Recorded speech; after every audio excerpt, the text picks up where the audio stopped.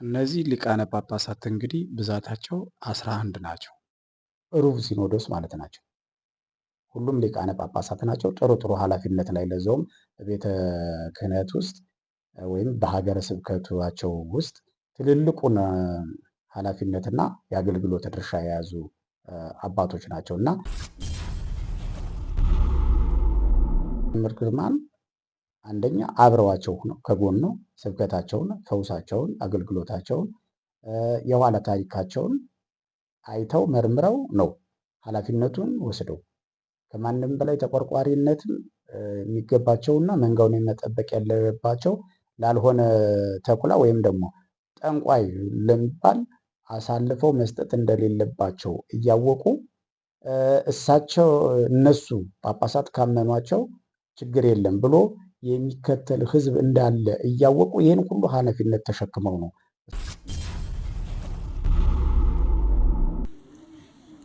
ጸሎት ከማድረጌ በፊት ግን ማሳሰቢያ ፈልጋለሁ። ማሳሰቢያው መልአከ መንክራት መምህር ግርማ ወንድሙ ደክሟቸዋል፣ ሸምግለዋል የምትሉ እኔና በነገር በተንኮል በመንቀኝነት በክፋት በሐሜት በአልባልታ ስለምታወሩላቸው ነው እንጂ መምህር ግርማ ወንድሙ ጠንቋይም አይደሉም፣ አስማተኛም አይደሉም። ይሄ የሚያወራ ሰው ራሱ አስማተኛ ጠንቋይ እሱ ነው። ይህን ማወቅ ያለባቸው። ማየት ማመን ነው። አባቶቻችን እንደነገሩን በጆሮአችን በከመ ሰማይነ ከማሁ ርኢነ፣ በጆሮአችን እንደሰማን በዓይናችን አየን። ክርስቶስ በዚህ ዓለም ድውያንን ፈወሰ፣ አጋንንትን አወጣ፣ ብዙ ታምራትን አደረገ። የክርስቶስ ተከታዮች ሐዋርያትም ይሄን አደረጉ። በጆሮአችን ስንሰማ ነው የነበርነው። በዓይናችን ግን ዛሬ አባታችን ላይ አድሮ የፈውስ ጸጋ ተሰጥቷቸው ከተለያዩ እስራት እንዲፈቱ እግዚአብሔር ይህን ጸጋ ስላደላቸው ከአሁን ሰዓት ጀምሮ መድረኩን ለሳቸውና ለመንፈስ ቅዱስ ይለቃለው፣ ያጠምቃሉ። ስብሐት ለእግዚአብሔር ለዘአብጽሐነ እስከ ዛቲ ሰዓት። ለዚህ ሰዓት ያደረሰን ልዑል አምላካችን ክብር ምስጋና ይግባው። በእውነት ብዙ እንዳልናገር ቃላት ያጥሩኛል። ምን እንደምል ግራ ነው የሚገባኝ። ስለዚህ መንፈስ ቅዱስ አንድ ነው፣ ስጦታ ልዩ ልዩ ነው። መምህር ግርማ በተሰጣቸው ሀብተ ፈውስ ነው። ተመልከቱ፣ በተፈጣቸው ሀብተ ፈውስ እንዲህ አይነት ታሪካዊ ስራ በሚሰሩበት ጊዜ እኛም ልናግዛቸው ይገባል ማለት ነው። ዛሬ በዘመናችን ጸጋው ባደላቸው እጅ የሚፈወሱትን ሕሙማን የሚያድናቸው ሕይወት የሚሰጣቸው እግዚአብሔር ነው። ይህ የፈውስ ጸጋም ከእግዚአብሔር የሚሰጥ የእግዚአብሔር ኃይል ነው። ማርቆስ ምዕራፍ 16 ቁጥር 17 ላይ ስለሆነም የእግዚአብሔርን አዳኝነት አምኖ በመቀበል ከዚህ የፈውስ በረከት በመሳተፍ ከደዌ ሥጋ በመዳን ለሀገርም ለቤተ ክርስቲያንም ለወገንም ጤናማና አምራች ዜጋ መሆን ይቻላል። ለዚህም በረከት እና ጸጋ እግዚአብሔር አምላካችን ያድለን ያብቃል። ነገር ግን አሁን ላሳስባችሁ የምወደው አሁንም እግዚአብሔር ሰውን ያስነሳል። አሁንም እግዚአብሔር ደግሞ እንግዲህ ያስነሳውን እግዚአብሔር በሕይወትና በሰላም እንዲጠብቅ እያንዳንዳችሁ መጸለይ ይገባችኋል። አሁን ለራሳችሁ ስትሉ ነው ማለት ነው። ለራሳችን ስንል አሁንም መልአከ መንክራት እግዚአብሔርን እንግዲህ በዚህ ቦታ አይቶ አምጥቶታል። እኔ እንደዚህ ተሰድጃለሁ፣ ተሰደድኩ የሚለውን ቃል ከዛሬ ጀምረው እንዲተውልኝ እጠይቃለሁ። ማንም ሰው በሀገሩ አይሰደድም። ማንም ሰው በሀገሩ አይሰደድም። ስደተኛም አይባልም። ሀገሩ ነው ሀገሩ ነው፣ ኢትዮጵያዊነት ኢትዮጵያዊነት እና እንግዲህ አሁን ደግሞ አምሮ ደምቆ መምህራንም እኔ አሁን ይሄ በጣም አስደስቶኛል። እግዚአብሔር የተመሰገነ ይሁን።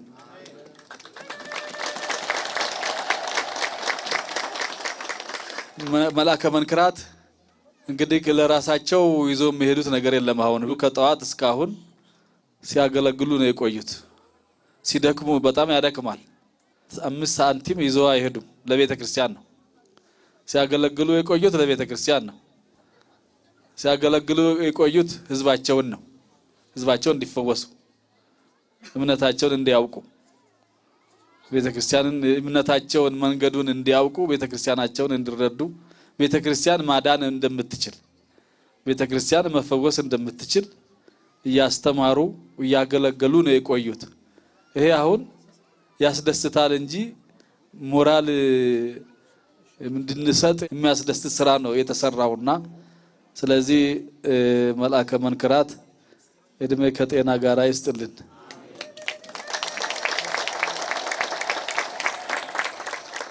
መቼም በዚህ ዓለም ላይ ስንኖር አገልግሎት ስናገለግል፣ መልካም ስራ ስንሰራ፣ በጎ ስራ ስንሰራ ጠላት ሁሉ ጊዜ ይነሳል። ጠላት ያንን በጎ ስራችንን እንዳንሰራ ለማስተው በግራም በቀኝም ለባህር መድኃኔዓለም አምላካችን ሁላችንንም በቸርነቱ አሰባስቦ ይሄንን ድንቅ ስራ እያየን ነው ያለነው። ነገር ግን በረከቱ የመቀበል ጉዳይ የኛ ፈንታ ነው የሚሆነው። ምእመናን እግዚአብሔር አምላካችን በቸርነቱ በሰዎች አድሮ የሚሰራውን ስራ እጅግ ድንቅ ግሩም ነው። እያየነው ያለነውን ለብዙ ዓመታት ሲሰቃዩ የነበሩ ወገኖቻችን ድነው እንደ አንበሳ ሲዘሉ እያየን ነው ያለነው። እንግዲህ እያየን አለማመን፣ እያየን ተጠራጣሪዎች መሆኑ ሌላ ኃጢአት ነው የሚሆነው። እግዚአብሔር አንድ ስጦታ ይሰጣል። ያ ስጦታ ሰዎች በአግባቡ መቀበል ከቻሉ ይቀበላሉ። የስጦታው ባለቤት የክብር ባለቤት ይሆናሉ። የሃይማኖት ልዩነትን እንኳ ሳይኖር የተለያዩ እምነት ተከታዮች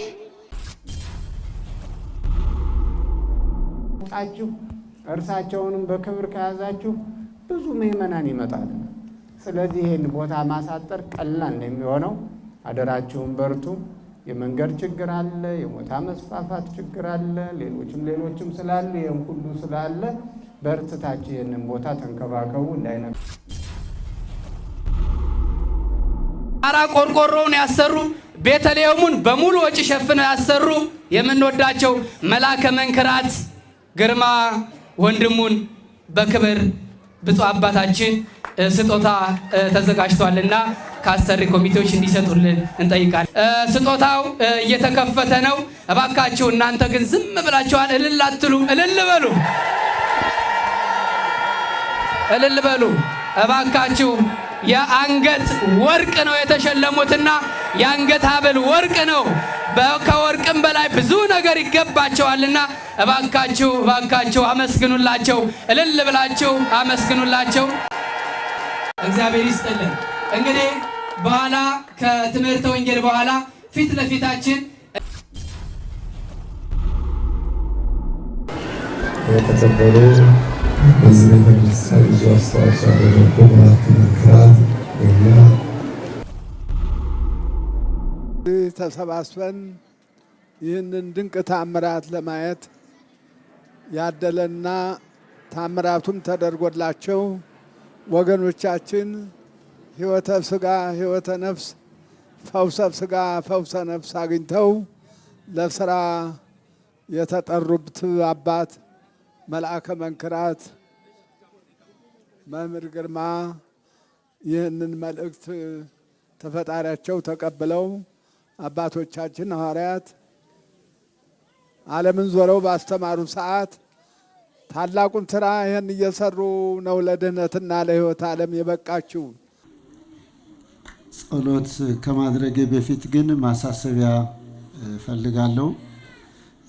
ማሳሰቢያው መልአከ መንክራት መምህር ግርማ ወንድሙ ደክሟቸዋል፣ ሸምግለዋል የምትሉ እኔና በነገር በተንኮል በመንቀኝነት በክፋት በሐሜት በአልባልታ ስለምታወሩላቸው ነው እንጂ መምህር ግርማ ወንድሙ ጠንቋይም አይደሉም፣ አስማተኛም አይደሉም። ይሄ የሚያወራ ሰው ራሱ አስማተኛ ጠንቋይ እሱ ነው።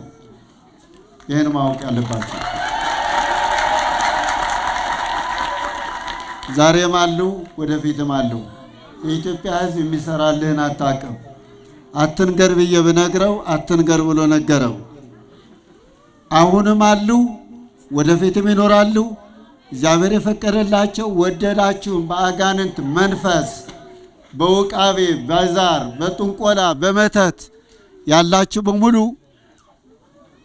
ተጠራርጋችሁ ውቅያኖስን ትገባላችሁ እንጂ በምንም አይነት መምህር ግርማን አሸንፋለሁ የሚል አባይን በጭልፋ እንደመስፈር ነው።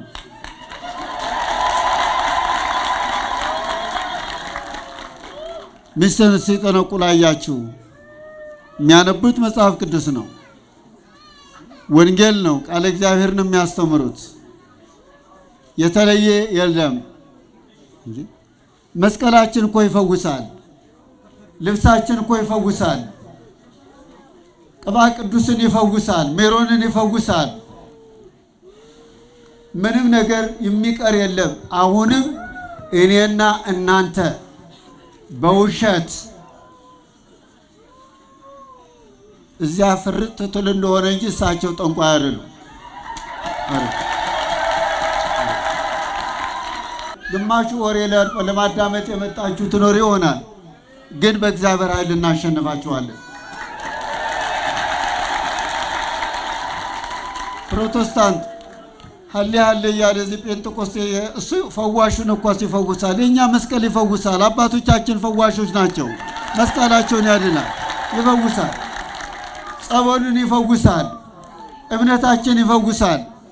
አሁን ስንት ነው በመተት የተያዝክ እዚያ አካባቢ ያለው ስንት ነው?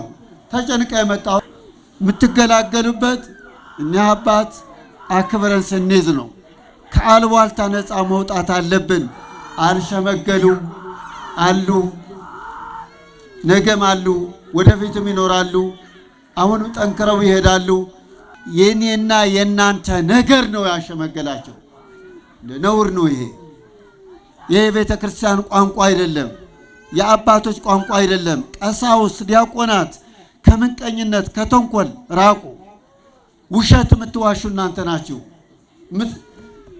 ምንም ያላደረጉ ሁሉ ከጥቅም ጋር መሄድ ስለሌለ እኒህ አባት በጥሩ ሁኔታ ልንቀበላቸው ይገባል። እንደ እግዚአብሔር ፈቃድ ቀኑ እየደረሰ ነው። አሁን አልነግራቸውም። በእግዚአብሔር ቸርነት ሁሉ ነገር ይሳካል የሚል እምነት አለኝ። የእግዚአብሔር የቅዱሳን አባቶች በረከትና ረድኤት አይለያቸው። ለመምህር ግርማ ወንድሙ ጸጋውን ያብዛላቸው፣ ጸጋውን ያብዛላቸው። ለሳቸው ምንቀኛ የሚሆነውን ልብ ገዝቶ የሚመለስበት ዘመን ያድርግልን እግዚአብሔር። አገራችን ከአጋንንት ነፃ መውጣት አለበት። ደብተራው፣ ጠንቋዩ፣ አስማተኛውን ስንቱ ብዬ ልንገራቸው። ህዝባችን በመተት የተመተተ ነው፣ በጥንቆላ የተያዘ ነው። አብዛኛው ሀብት የሚያገኙ ሰዎች በጥንቆላ እንደሚያገኙ ታውቃላችሁ፣ ግን አይሆንላቸው፣ በመጨረሻ ይታሰራሉ። በእግዚአብሔር ያገኛችሁት ነው ሁሉ ነገር ልታደርጉ የምትችሉና መምህር ግርማ ወንድሙ በጣም ነው የምናከብረዎት አባታችን። ጸጋውን ያብዛለዎት። ይሄ ብቻ አይደለም። በኢትዮ ሶማሌ ጅጅጋ አህጉረ ስብከት አሁን ለምሳሌ ምስራቅ ሐረርጌ ከፍተኛ እገዛ ነው ያደረጉልን። ከፍተኛ በሳቸው አስተዋጽኦ አሁን ገልዲት መድኃኔዓለም ተሰርታ አልቃለች። አሁን በየካቲት ወር የግድር ሲሆን አጅበን ይዘን እንደምንሄድ በራሷ የተሰራች ስለሆነች ስሙም በእብነ በረድ የተዘጋጀ በእርሶ ስም ስለሆነ መጥቶ ይመርቃሉ ብለን እምነት አለን ማለት ነው። አባታችን እንዳይመስልዎት በውጭ ዓለም ሁሉ ይወድዎታል። በጠቅላላ ይወድዎታል። አሜሪካን ያለው፣ አውስትራሊያ ያለው፣ አውሮፓ ያለው፣ እስራኤል ያለው፣ አረብ ዓለም ያለው በሙሉ ይወድዎታል። አሁን እኮ ጎንዎ ነው። እንዳይመስልዎት ብቻው አይደሉም። ሰው አለዎት፣ ብቻው አይደሉም። ምንም አይፍሩት። ለዚህ ምድር ላይ ዛሬ አለ፣ ነገ ከነገ ወዲያ አይለንም። የሰጠዎት ጸጋ ማንም ሊወስድብዎት አይችልም። ያ ጸጋ ጸጋ ነው። ያ በረከት በረከት ነው። የእርሶ በረከትን የመውሰድ አይችልም። የእርሶ ጸጋን የመውሰድ አይችልም። የተሰጠዎት ጸጋ በጸጋው ላይ መጓዝ አለብዎት። እንግዲህ ጉባኤያችንን የሰላም ጉባኤ ያድርግልን፣ የበረከት ጉባኤ ያድርግልን። ለብርሃነ ልደቱ ያደረሰን አምላክ እንዲሁም ለብርሃነ ጥምቀቱ በሰላም ያድርሰን። ጥምቀታችንን የበረከት ጥምቀት፣ የአንድነት ጥምቀት፣ በሽተኞች የሚፈወሱበት ጥምቀት፣ አጋንንት የሚርቁበት ጥምቀት፣ ለሀገራችን ሰላም የሚወርድበት ጥምቀት ያድርግልን። እግዚአብሔር ከሁላችን ጋር ይሁን። እንግዲህ መምህር ግርማ አንድ ጊዜ እስቲ መህላት መንክራት የወንጌል ሁሉ ወንጌል እናስተምራለን፣ ግን አንደበተ ርቱዕ ጠንከር ባለ መጽሐፍ ቅዱስን ተመራምሮ በትክክል የሚያስተምሩ መምህር ግርማ ወንድሙ ናቸው። በጣም ጎበዝ፣ በስነ ጽሑፋቸው በአቀራረባቸው እንተለጅ የሆኑ አባት ናቸው። እግዚአብሔር አምላክ ይህን ጸጋውን ያብዛለዎት። አሁን ሸምግያለሁ አይበሉ፣ ገና ነው ገና ነው ገና ነው። ጸጋው አለና እግዚአብሔር ከእርሶ ጋር ይሁን።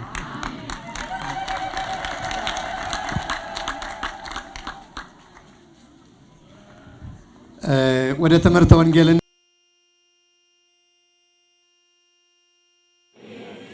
ጥሩ ውሃን እረጫቸዋለሁ፣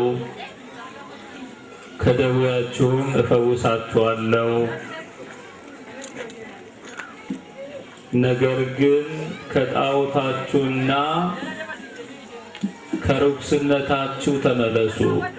ማየት ማመን ነው።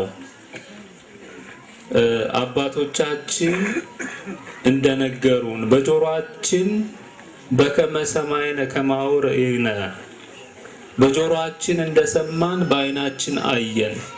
ክርስቶስ በዚህ ዓለም ድውያንን ፈወሰ፣ አጋንንትን አወጣ፣ ብዙ ታምራትን አደረገ። የክርስቶስ ተከታዮች ሐዋርያትም ይሄን አደረጉ። በጆሮአችን ስንሰማ ነው የነበርነው። በዓይናችን ግን ዛሬ አባታችን ላይ አድሮ የፈውስ ጸጋ ተሰጥቷቸው ከተለያዩ እስራት እንዲፈቱ እግዚአብሔር ይህን ጸጋ ስላደላቸው ከአሁን ሰዓት ጀምሮ መድረኩን ለሳቸውና ለመንፈስ ቅዱስ ይለቃለው። ያጠምቃሉ፣ ይፈውሳሉ፣ ይገስጻሉ ጋኔኑ። ስለዚህ ብዙዎቻችን ለመታዘብ የመጣ ነው። መቼም ክፉ ትውልድ ምልክትን ይሻል ብሎ ጌታችን ወቅሷል።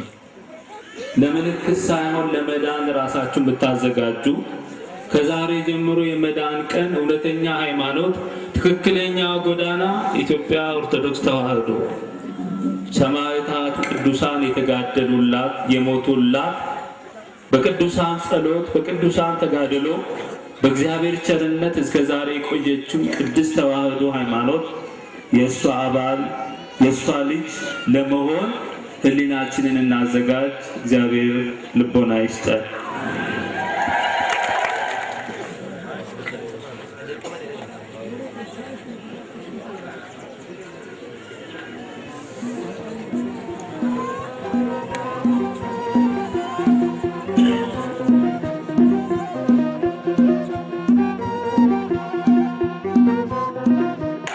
ስብሐት ለእግዚአብሔር ለዘአብጽሐነ እስከ ዛቲ ሰዓት። ለዚህ ሰዓት ያደረሰን ልዑል አምላካችን ክብር ምስጋና ይግባው። በእውነት ብዙ እንዳልናገር ቃላት ያጥሩኛል። ምን እንደምል ግራ ነው የሚገባኝ። ደስታዬ ወሰን የለው። እግዚአብሔር ምንም የሚሳነው ነገር የሌለ ስለወደደን ስላፈቀረን ወደዚህ ዓለም መጥቶ ሲወለድ አልወደድነውም፣ አልጠራነውም። በፈቃዱ ከመቤታችን ስጋ መጥቶ ለበሰ። ሰው ሆኖ በሚታይ በግዙፍ ስጋ ታየ። ሰው መስራት የሚገባውን ስራ ከኃጢአት በስተቀር ስራ ሰርቶ በየት መንገድ መጓዝ እንዳለብን የሰይጣንንም ተንኮል አስተምሮን ሄደ። ሐዋርያትን ሰጠን። አባትና እናት እንደሌላቸው ልጅ አልተዋችሁ ሀዳፍ አባ ከንቀምኔ ጆሌ ገድሲን እንዲሱ ጆሌን ሀዳፍ አባን ቀምኔ ከራ ላላፍ ትምቲ ዛሬ ህዝብ በአንድ ሀሳብ ኢትዮጵያ ኦርቶዶክስ ተዋህዶ የቅዱሳን ክብር የመድኃኔዓለም አምላክነቱ የድንግል ማርያም ክብር በአይናችን በመስታወት እንደሚያይ ሰው በመምህራችን አድሮ እንድናይ አድርጎናል። ምንም እንሰጠው የለም፣ ምስጋና ብቻ ነውና ምስጋና ለሱ ይሁን። አገልግሎቱ ይቀጥላል። እኔ ገና ቪሲዲያቸውን ሳይ አንደበታቸው ጣፈጠኝ። ከዚህ በፊት ምንድነው ውስጣቸው ፍቅር አለ። እያንዳንዳችን እኮ የሃይማኖት ፍቅር አለ፣ የራሳችን ይሆነ አንድ አይነት ፍቅር ነው ያለን እንዴ? እያንዳንዳችን ለሃይማኖታችን ያለን ፍቅር የተለያየ መጠን አለ፣ ልክ አለ። አንዱ የሚወደውን ቅድም ሰይጣኑ ሲናገር ሰምታችሁ ከሆነ እመቤቴን ትወዳለች፣ ቤተክርስቲያንን ትወዳለች፣ ቅዱስ ሚካኤልን ትወዳለች። ፍቅር የተለያየ ነው እና ብዙ ብንናገር ሰዓቱ ስለማያበቃን አሳጥራለሁ። ትሑታንን ከፍ ከፍ ያደርጋል፣ ትዕቢተኞችን ግን ምን ያደርጋል? ያዋርዳል። እቺን ስለሚያውቁ ነው። ወንጌልን በስራ እየገለጹ ስለሆነ ደስ አለኝ። በጣም እግዚአብሔርን አመሰገንኩ። በቀደም የሚካኤል ዕለት የእመቤታችንን ዕለት ስናገር እኮ አላፈርኩም። በሙሉ ልብ ነው። ይፈውሱናል፣ አጋንንትን ይገስጹልናል፣ ያስተምሩናል። በሁለት ወገን የተሰጠ ጸጋ ነው ብያለሁ።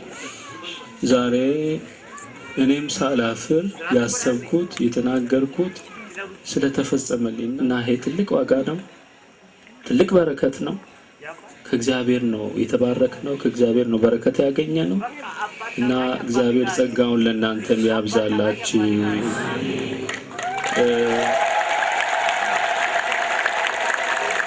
ወገኑ የዚህ ህዝብ መፈታት እንዴት ያስደስታል!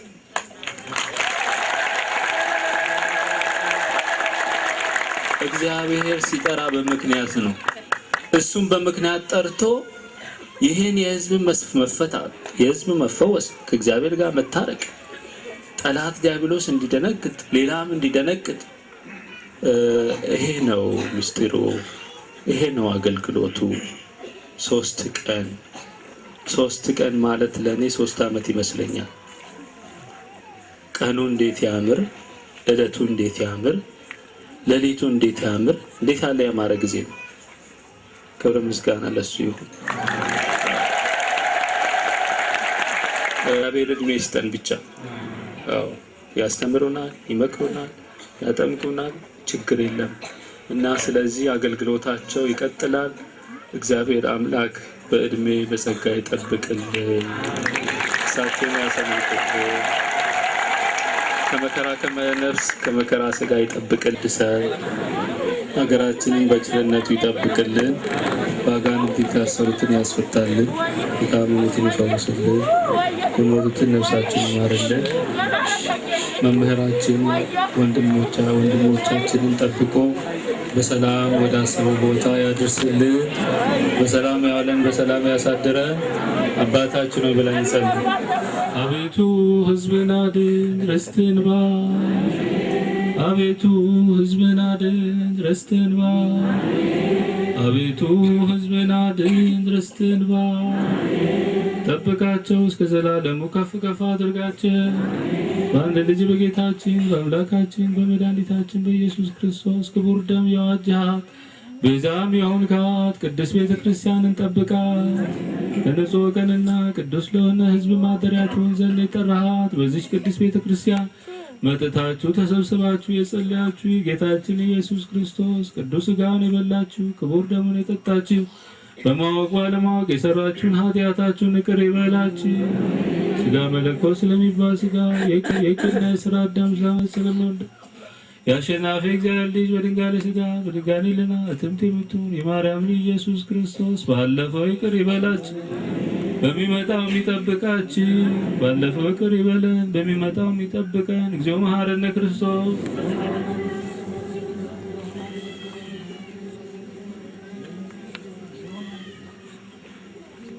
በእንተ እግዝእትነ ማርያም መሐረነ ክርስቶስ።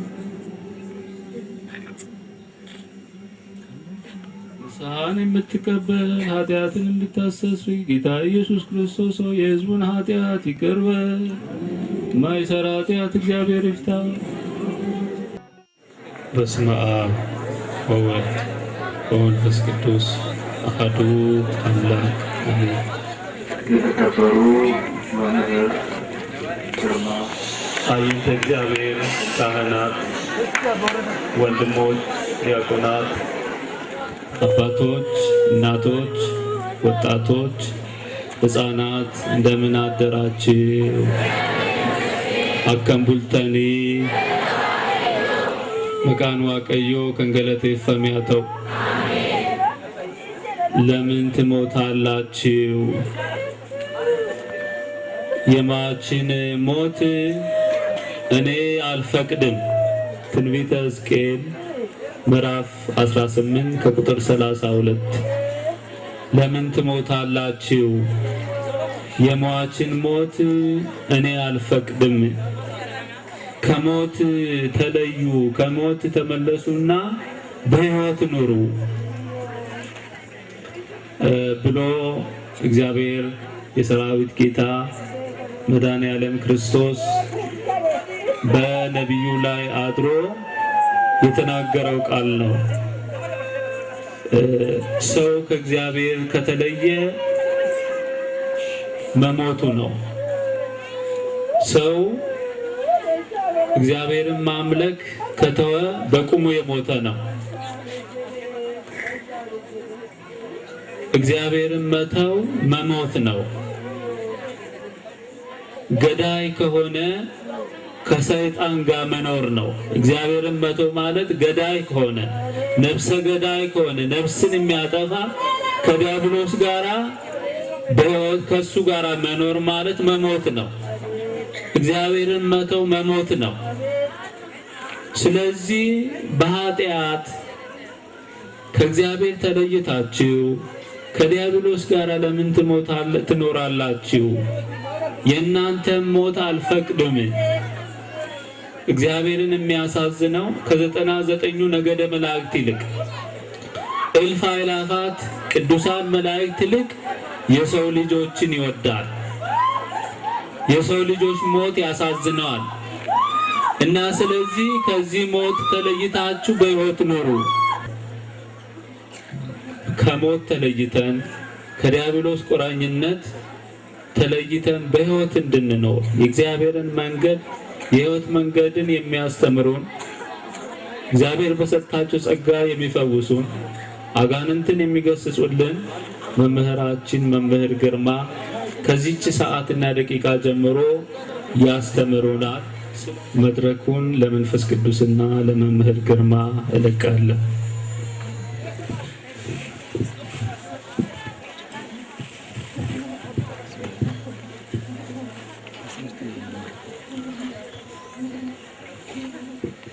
በስመ አብ ወወልድ ወመንፈስ ቅዱስ አሐዱ አምላክ አሜን። የተከበሩ ብፁዕ አባታችን አቡነ ሄኖክ የምዕራብ ወለጋና የአሶሳ አህጉረ ስብከት አስተዳዳሪ፣ ሊቀ ጳጳስ፣ ሁላችሁም አባቶች ካህናት፣ ወንድሞች ዲያቆናት፣ የእግዚአብሔር ቤተሰቦች እንደምን አደራችሁ? ልዑል እግዚአብሔር ዛሬም ዘወትርም ለዘላለም ስሙ የተመሰገነ ይሁን። ርዕሳችን የስደተኞች መንደር በዕብራይስጥ አዶሎም ይባላል። በዘፍጥረት ምዕራፍ 38 ቁጥር 1 ላይ የቤተሰቦችን ምንነትና አመሰራረቱን አሁን እኛ ያለንበትን የሕይወት አደጋ በክፉ መንፈስ በኩል እንዴት እንደተጎዳን ሰይጣንና ዲያብሎስ ሰራዊቱ በሙሉ በሰው ልጅ ዘር ላይ የሚጫወተውን ጨዋታ ይህን ሁሉ እንመለከታለን። እግዚአብሔር ከሁላችን ጋር ይሁን።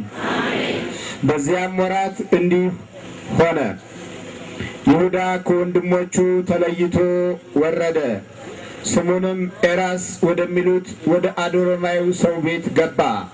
ከዚያም ይሁዳ የከነዓናዊውን የሴዋን ሴት ልጅ አየ፣ ወሰዳትም፣ ወደ እርሷም ገባ፣ ጸነሰችም፣ ወንድ ልጅን ወለደች፣ ስሙን ኤር ብላ ጠራችው። ደግሞም ጸነሰች፣ ወንድ ልጅን ወለደች፣ ስሙን አውናን ብላ ጠራችው። እንደገና ደግሞ ወንድ ልጅን ወለደች፣ ስሙን ሴሎም ብላ ጠራችው። እርሱን በወለደች ጊዜ ከዚብ በሚባል አገር ነበረች። እግዚአብሔር ቃሉንና ሰማያዊ ነገሩን ሁሉ ለሕይወታችን፣ ለጊዜያችን፣ ለልቦናችን፣ ለአእምሯችን እንዲነግረን ቅዱስ ፈቃድ ይሆንልን። በዚያ ወራት እንዲህ ሆነ፣ ይሁዳ ከወንድሞቹ ተለይቶ ወረደ። ወጣ ይሻላል ወይስ ወረደ ይሻላል? ወጣ ይሻላል፣ ግን ወረደ። በስልሳዎቹ እስከ ሰባዎቹ ወረድን። ከሰባዎቹ እስከ 80ዎቹ ወረድን። መውረድ እንዴት አደጋ ነው መሰላችሁ? ከወንድሞቹ ተለይቶ የወረደው ይሁዳ ስሙ እግዚአብሔርን አመሰግናለሁ የሚል ትርጉም ነው ያለው። የተወለደው ከ12ቱ ነገደ እስራኤል ከያዕቆብ ሕይወት ውስጥ የተገኘ የልያ 4ኛ ልጅ ነው። የመጀመሪያው ልጅ የልያ ሮቤል ይባላል። ሮቤልን የወለደው አባቱ ያዕቆብ ነው። ያዕቆብ አታላዩ ማለት ነው። ነገር ግን በኋላ እግዚአብሔር ክብሩንና ሰማያዊ ነገሩን ሲያበዛለት እስራኤል አለው፣ የልዑል አገልጋይ ማለት ነው።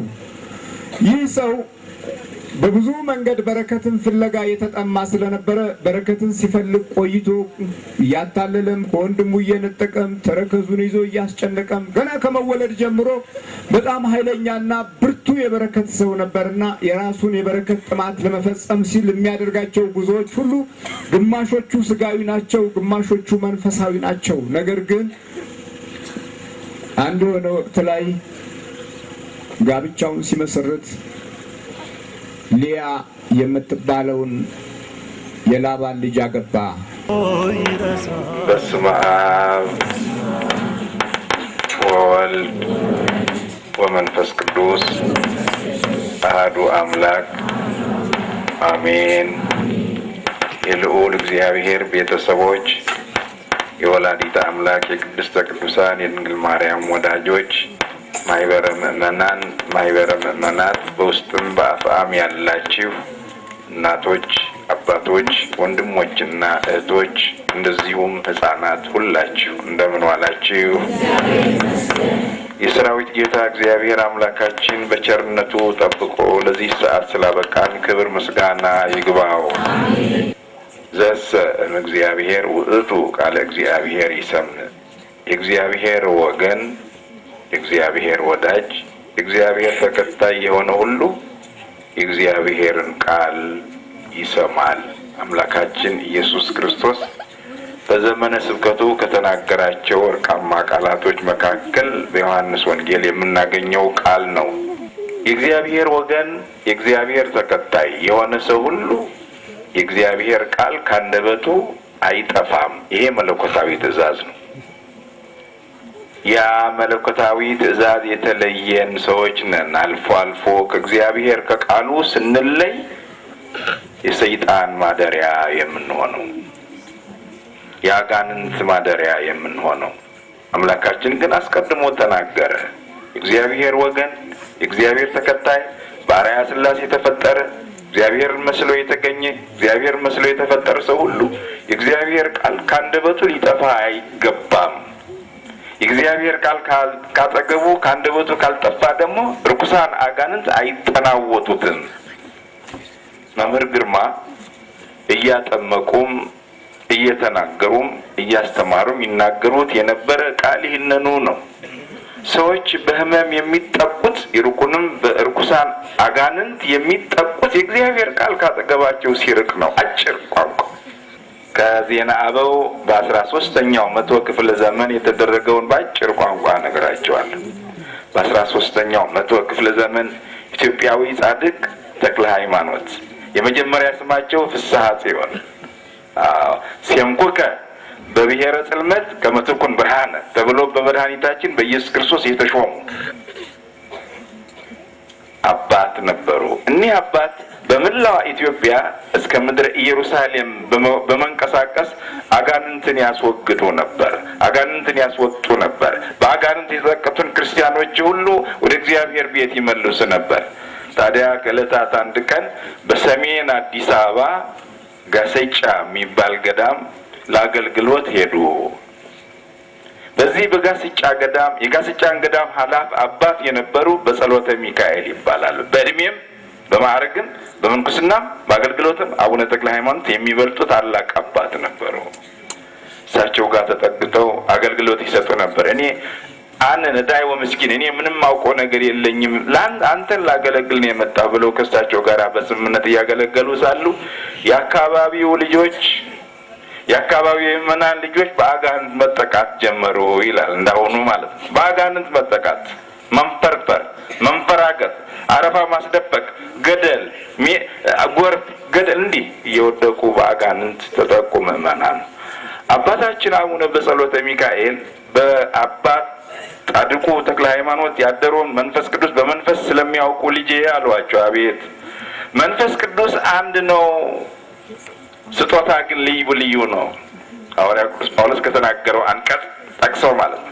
መንፈስ ቅዱስ አንድ ነው፣ ስጦታ ግን ልዩ ልዩ ነው። ስለዚህ እኔ መንፈስ ቅዱስ ነግሮኛል፣ ስጦታ አጋንንትን የማስወጣት ትልቅ ስጦታ አለና በዚህ በአካባቢ ያሉ ምዕመናን ልጆች በአጋንንት የተጠቁ ስለሆነ እባክህ እኔና አንድ ላይ ሆነን እናጥምቃቸው አሉ እና አግባቧቸው።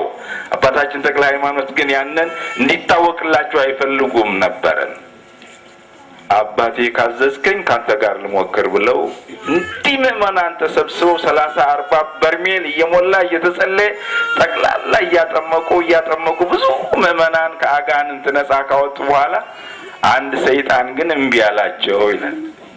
እንዴት ነው እምቢ ያባባሉ መሰላችሁ? እዛ እነሱ ገዳሙ ምኔቱ ውስጥ ሲገባ አጥምቀው አሁን እንዳደረጉት መምህር ግርማ ማለት ነው ለቀቅ ያለው ሰይፈ ስላሴ ይቁረጠኝ፣ ሰይፈ ሚካኤል ይቁረጠኝ፣ ሰይፈ ሩፋኤል ይቁረጠኝ፣ ሰይፈ ገብርኤል ይቁረጠኝ ብሎ ልም ብሎ ይወጣል። አሁን ደህና ሰው ነው ተብሎ ምግብ በልቶም ብሎ ትሽ ከተጓዘ በኋላ ያንፈራግጠዋል። ተመልከቱ ቤተሰቦች በቃሪዛ ተሸክመው መጡና ይኸው ተነሳበት እኮ አባታችን ተነሳበት። አንድ ቀን 2 ቀን 3 ቀን በተደጋጋሚ እንዲህ ሲያደርግ ምን አሉ መሰላችሁ? የእግዚአብሔር መልእክተኛው ታላቁ ጻድቅ አቡነ ተክለ ሃይማኖት አባታችን አሏቸው። አቤት ይሄ ጋኔን እኛ አስወጥተነው አንፈራግጠን አውጥተነው ስናበቃ እንደገና ከገዳሙ ምኔት ወጣ ብሎ መንገድ ላይ እየቆየ ነው በዚህ ወጣት ላይ የሚያንፈራፍረው ያለና ፍቀድልኝና መንገድ ላይ ልጠብቀው አልፌ ልጠብቀው አሏቸው ይባላል። መልካም ልጄ እኔ እኮ የምፈልግ የሰዎችን ህይወት ነው። ይሄ ግዴለ ከምኔቱ ግቢ ውስጥ ወጥ የምትፈልገው ቦታ ጠብቀዋል። አሁን እሳቸው ተደብቀዋል። ያ ታሞ የዳነው ደግሞ በሰዎች መካከል ሰዎች በፊት አንድ በኋላ እየተከተሉት ይሄዳል። እዛ ቦታ ትልቅ ዛፍ ላይ ሲደርቅ ቃልና አንፈራፈረው። አባታችን አጠገብ ስላሉ አነቁት። ያ በወጣቱ ላይ ያደረው እርኩስ መንፈስ እንዳለ ሆኖ አነቁትና ተንፈራገጠ። ለምንድን ነው እንደዚህ የምታደርጋቸው? አይ እዛ እናንተ ምኔት ስመጣ ያቃጥለኛል፣ ቃሉ ቅዱስ ቃሉ ያቃጥለኛል። የእግዚአብሔር ቃል፣ የመላእክት ቃል፣ የጻድቃን ቃል ይልቁንም የወላዲተ አምላክ የቅድስተ ቅዱሳን የድንግል ማርያም ስም ሲነሳ ቃጠላለሁ። በዚህ ምክንያት ትቸው ነበር። አሁን ግን ከግቢ ወጥቼ መንገድ ላይ ነው ያዝኩት አላቸው። ሁለተኛ እንዳትመለስ ሰይፈ ሚካኤል ይቁረጥህ ይቁረጠኝ፣ ሰይፈ ገብርኤል ይቁረጥህ ይቁረጠኝ፣ ሰይፈ ሩፋኤል ይቁረጥህ ይቁረጠኝ፣ የወላዲተ አምላክ የቅድስት ድንግል ማርያም መስቀሏ ይቁረጥህ ይቁረጠኝ አለ። ደስ ይበለን የእግዚአብሔር ቤተሰብ። በዚህ መልኩ በገስጫ ዙሪያ አጋንንት ፈጽሞ እንዳይደርሱ አድርገው ተመልሶ ወደ አባታችን ወደ በጸሎተ ሚካኤል ሲመለሱ ያሏቸው ቃል ነው እንግዲህ የምነግራቸው።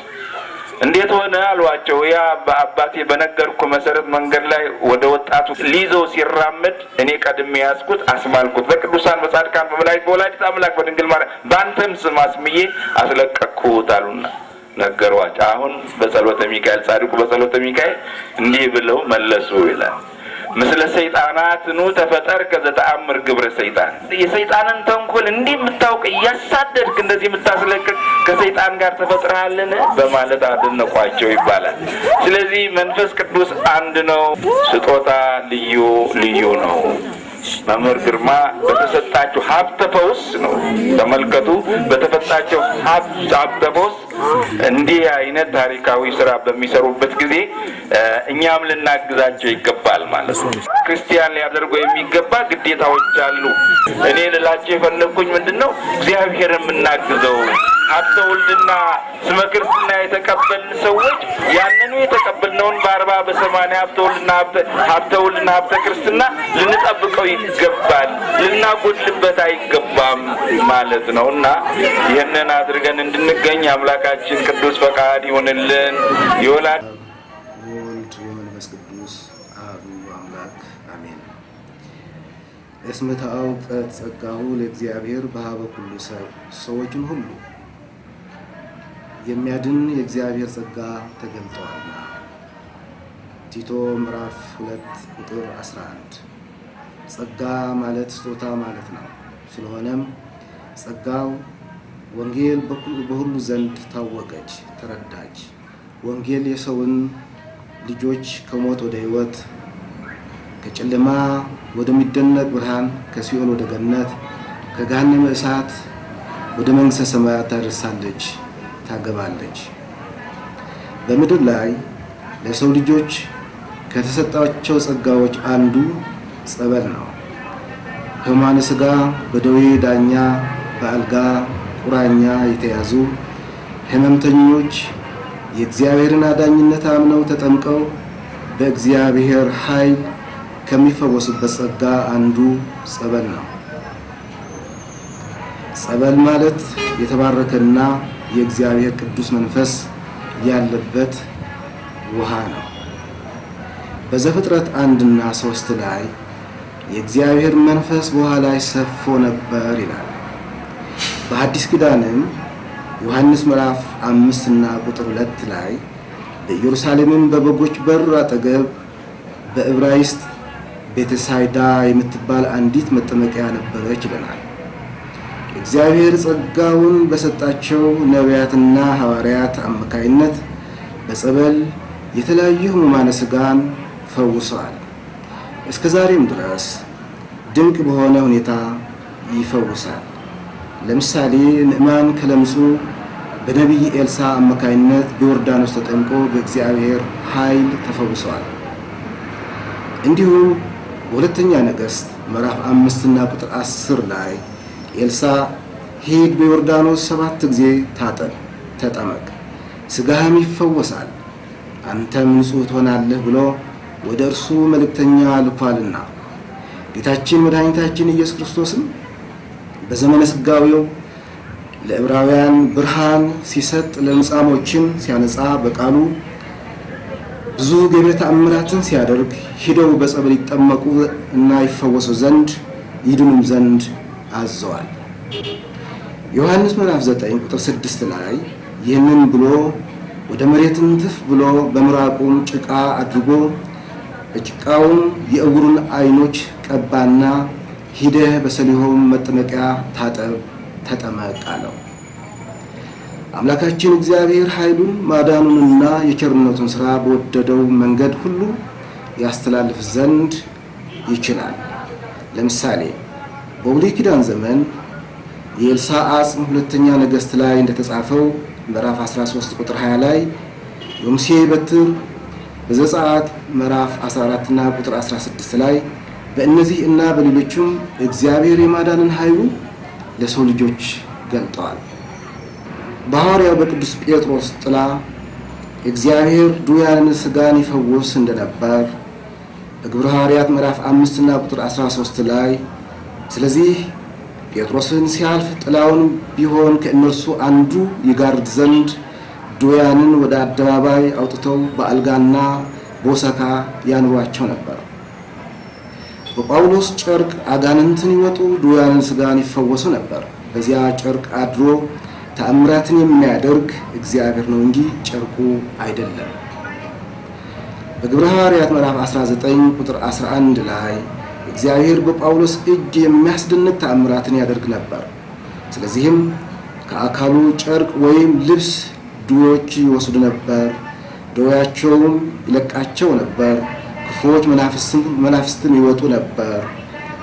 እንዲሁም ዛሬ በዘመናችን ጸጋው ባደላቸው እጅ የሚፈወሱትን ሕሙማን የሚያድናቸው ሕይወት የሚሰጣቸው እግዚአብሔር ነው። ይህ የፈውስ ጸጋም ከእግዚአብሔር የሚሰጥ የእግዚአብሔር ኃይል ነው። ማርቆስ ምዕራፍ 16 ቁጥር 17 ላይ ስለሆነም የእግዚአብሔርን አዳኝነት አምኖ በመቀበል ከዚህ የፈውስ በረከት በመሳተፍ ከደዌ ሥጋ በመዳን ለሀገርም ለቤተ ክርስቲያንም ለወገንም ጤናማና አምራች ዜጋ መሆን ይቻላል። ለዚህም በረከት እና ጸጋ እግዚአብሔር አምላካችን ያድለን ያብቃል።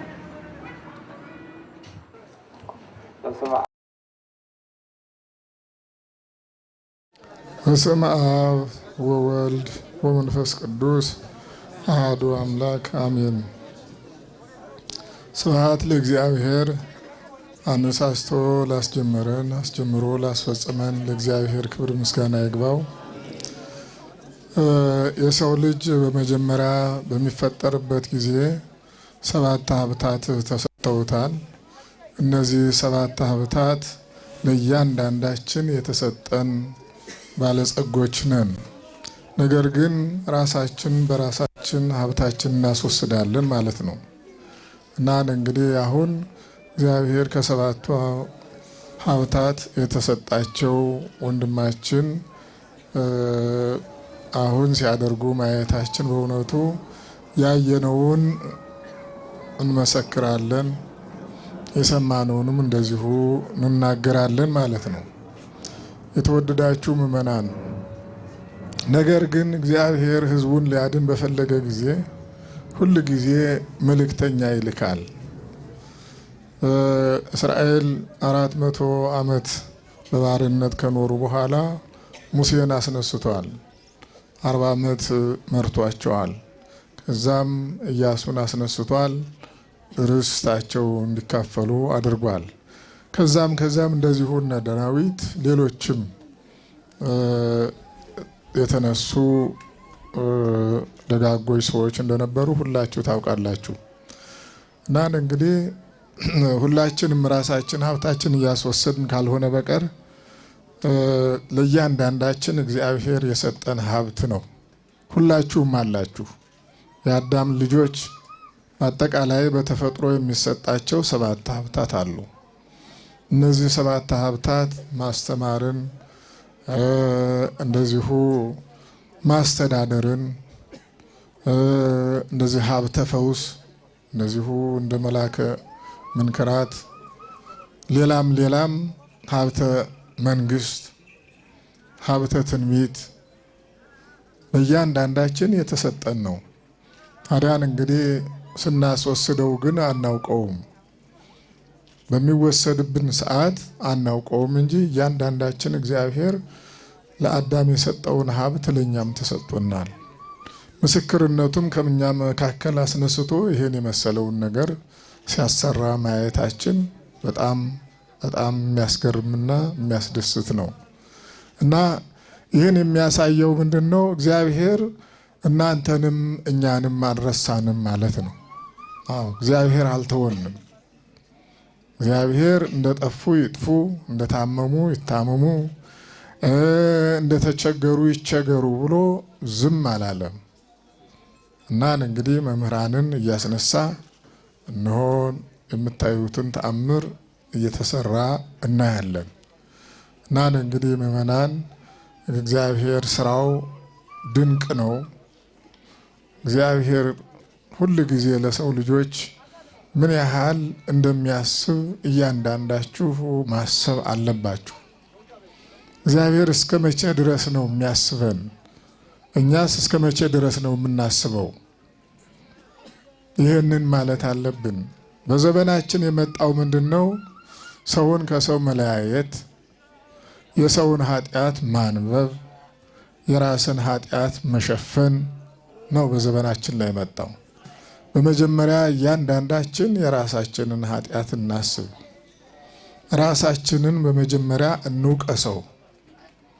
ከዛ በኋላ ወንድማችንን ለምክር፣ ለጥፋት ሳይሆን ወንድማችንን ለምክር፣ ለሰላም መትጋት አለብን። በመጀመሪያ ግን እያንዳንዳችሁ ራሳችሁን ወቅሳችሁ ታውቃላችሁ? ስለ ራሳችሁስ ታውቃላችሁ? አዎ፣ ራሳችንን ወቅሰን አናውቅም። ስለ ራሳችንም አልቅሰንም አናውቅም። ቢበዛ ምንድነው የምናደርገው? እናት አባት ወይንም ዘመድ ወገን ምናልባት ከዚህ ዓለም በሞት አኗኗሩ ፈጽሞ በሚሄድበት ጊዜ ዋይ ዋይ እንላለን፣ እናለቅሳለን። አዎ፣ በሰማይ አባት እንደሌለን፣ በሰማይ መላእክት ወንድሞች እንደሌሉን፣ በንጽሐ ሥጋ በዚህ ብንኖር በንጽሐ ነፍስ ደግሞ ደምቀን እንደምንኖር ይህን ባለማሰባችን ሁል ጊዜ ዘመድ ሲሞት ሲያለቅስ ስናለቅስ እንገኛለን። ለቅሶስ ማለት ስለ ራስ ማልቀስ ነው። ዳዊት፣ ጴጥሮስ፣ ቅዱስ ዮሐንስ እነዚህ ስለ እግዚአብሔር ሁኔታ ስለ ራሳቸው ኃጢአት ያዝኑ ያለቅሱ ነበረ። ዮሐንስ እንዲያውም 70 ዘመን ሙሉ የፈጣሪውን ትሕትና የፈጣሪውን ይህን ሁሉ በማሰብ 70 ዘመን ሲያለቅስ ኑሯል። ነገር ግን አሁን ላሳስባችሁ የምወደው አሁንም እግዚአብሔር ሰውን ያስነሳል። አሁንም እግዚአብሔር ደግሞ እንግዲህ ያስነሳውን እግዚአብሔር በሕይወትና በሰላም እንዲጠብቅ እያንዳንዳችሁ መጸለይ ይገባችኋል። አዎ፣ ለራሳችሁ ስትሉ ነው ማለት ነው። ለራሳችን ስንል አሁንም መልአከ መንክራት እግዚአብሔርን እንግዲህ በዚህ ቦታ አይቶ አምጥቶታል። እኔ እንደዚህ ተሰድጃለሁ፣ ተሰደድኩ የሚለውን ቃል ከዛሬ ጀምሮ እንዲተውልኝ እጠይቃለሁ። ማንም ሰው በሀገሩ አይሰደድም። ማንም ሰው በሀገሩ አይሰደድም። ስደተኛም አይባልም። ሀገሩ ነው ሀገሩ ነው፣ ኢትዮጵያዊ ነው ኢትዮጵያዊ ነው። እና እንግዲህ አሁን ደግሞ አምሮ ደምቆ መምህራንም አስተዳዳሪዎችም ሁላችሁም ተደስታችሁ ሳልናገርም አላልፈው የሕዝብ ተወካዮች ነኝና በቃ ፀሐይ መታቸው የሚሉ ሊቀ መንበር አሉ። አዎ እውነት ነው። ልክ ፀሐይ መቷችኋል። ፀሐይ እየመታችሁ ነው። ግን ፀሐዩ ፈውስ ነው፣ ፈውስ ነው፣ ድነት ነው። አንዳንድ ጊዜ ሰዎች በሚድኑበት ጊዜ እንደዚሁ በሰው አድሮ ደግሞ የሚያናግር መንፈስ አለ፣ ርኩስ መንፈስ ማለት ነው። እና ፀሐይ መቶን አንሟሟም። ፀሐይ መቶን እንደዚሁ ትንሽ ሊያልበን ካልሆነ በቀር ኢትዮጵያን ከሌሎች ዓለም ለየት አድርጎ የፈጠራት ዓለም ናት፣ ሀገር ናት። ሌላው ሀገር አሁን በብርድ ያቃጥላል። ኢትዮጵያን ግን ለሰው እንዲስማማ ነፋሱ፣ ፀሐዩ ለሰው ለፍጡራን እንዲስማማ አድርጎ ልዩ አድርጎ የፈጠራት ኢትዮጵያ ናት። እና ፀሐይ መታን ብላችሁ እንዳታጉረመርሙ፣ የተቀበላችሁትን በረከት ጥላችሁ ባዶ እጃችሁን እንዳትሄዱ፣ የለበሳችሁትን ጸጋ እንዳይገፈፍ፣ እግዚአብሔርን ማምለክ እግዚአብሔርን መከተል ማለት ትንሽ ትንሽም ደግሞ ማላብ ያስፈልጋል። አባቶቻችን እናቶቻችን ሰይፍ እየቀረበላቸው ነው። አዎ እስከ ለሞት ድረስ ነው ይችን ሃይማኖት ጠብቀዋት የኖሩት እና እኛ ኢትዮጵያውያን ደግሞ እንኳን ፀሐይ ሌላውም አይበግረንም። አዎ የሚያስፈራን ሌላ አለ። ከዚህ ከመካከላችን ላይ እንደ ቀበሮ የነጠቁ ኦርቶዶክሳውያንን የሚነጥቁ ሰዎች አሉ። ሌላ ሃይማኖት አለ። ከዚህ ከሌላው ሃይማኖት ሁሉ አይነጥቁም ከኦርቶዶክስ በቀር። ኦርቶዶክሳውያን ሁላችሁም በእውነቱ ይሄንን ልብ ብላችሁ ልጆቻችሁን ጠብቁ፣ ልጆቻችሁን ምከሩ፣ ልጆቻችሁን ወደ ቤተ እግዚአብሔር አምጡ። ፀሐዩ ቀርቶ ገባ ብለው ዕጣኑን ያሽቱት፣ መድኃኒት ነው። ጸበሉን ይጠጡት። ድነተ ሥጋ ድነተ ነፍስ ነው እና እግዚአብሔር ይባርካችሁ፣ እግዚአብሔር ይጠብቃችሁ። እንግዲህ እግዚአብሔር ደግሞ ለዛሬ ዓመት በሰላም እያንዳንዳችሁ ረድኤቱን በረከቱን ሰጥቶ የታመሙትም ተፈውሰው በሰላም አምና እንዲህ ነበርን ዛሬ ደግሞ እንዲህ ነበር ለማለት እግዚአብሔር ያብቃችሁ። ረድኤት አይለየን። አጋዕዝተ ዓለም ሥላሴ በመጀመሪያ ሰውና መላእክትን ሲፈጥሩ ልንቀድስላቸው ነው፣ ልናመሰግን ነው። ክብራቸውንም ሊያወርሱን ነው በመልካቸው የፈጠሩን እና ክብራችንን እንድንወርስ አሁንም የተዘጋጀን እንድንሆን የእግዚአብሔር ቅዱስ ፈቃዱ ይሁንልን። አሜን። አቡነ ዘበሰማያት እንበል። ምንድነው መተት? የምን መተት? ሰርቶ እንዳይበላ አባቱ ቄስ፣ እሱ ዲያቆን ነበር። አሁን ምን አደረገው? ሙስሊም አደረጉት በውሻው ጥርስ። በነገራችን ላይ እኚህ አባት በፈውስ ብቻ አይደለም የሚታወቁት፣ እንነጋገር ከተባለ ማለት ነው። በምንድን ነው? እስኪ አንድ ነገር ልጠይቃችሁ። እውነት ለመናገር የመምህር ግርማ ተማሪዎች የነበራችሁ ምናልባትም አሁን በሚወራው ወሬ ሁሉ ሆዳችሁ የሚባባና የሚያዘነብል ካለ እነዚህን ጥያቄዎች ልጠይቃችሁ እፈልጋለሁ። ምንድን ነው እሱ? ብዙ ሰዎች በፈውስ ብቻ ነው የሚያውቃቸው እኚህን አባት። በእርግጥም ትክክል ነው፣ ፈውስ ብቻ ነው። እኔ እስከማውቀው ድረስ ይህን ያክል ዓመታትን ግን ፈውሳቸውን ብሎ ወይም ደግሞ ለመፈወስ ብሎ ሳይሆን ትምህርተ ወንጌል ሲሰጡ በጣም በተለየ የማስተማር ዘዬ አንደበታቸው ስለሚጣፍጥ ይህን አባት ትምህርታቸውን እንማር ብሎ የሚሄዱ ብዙ ሰዎች እንደነበሩ አስታውሳለሁ። ምክንያቱም አሁን እናንተ ወይም እኔ የመላከ መንክራት ግርማ ወንድሙ ተማሪዎች ስንሆን ከፈውሱ ውጭ ያለውን ነገር እስኪ እንይ። ለምሳሌ ስለ ስግደት በምናወራበት ሰዓት መቼ ነው ሰግደን የምናውቀው የሚለውን እስኪ እንመልከት።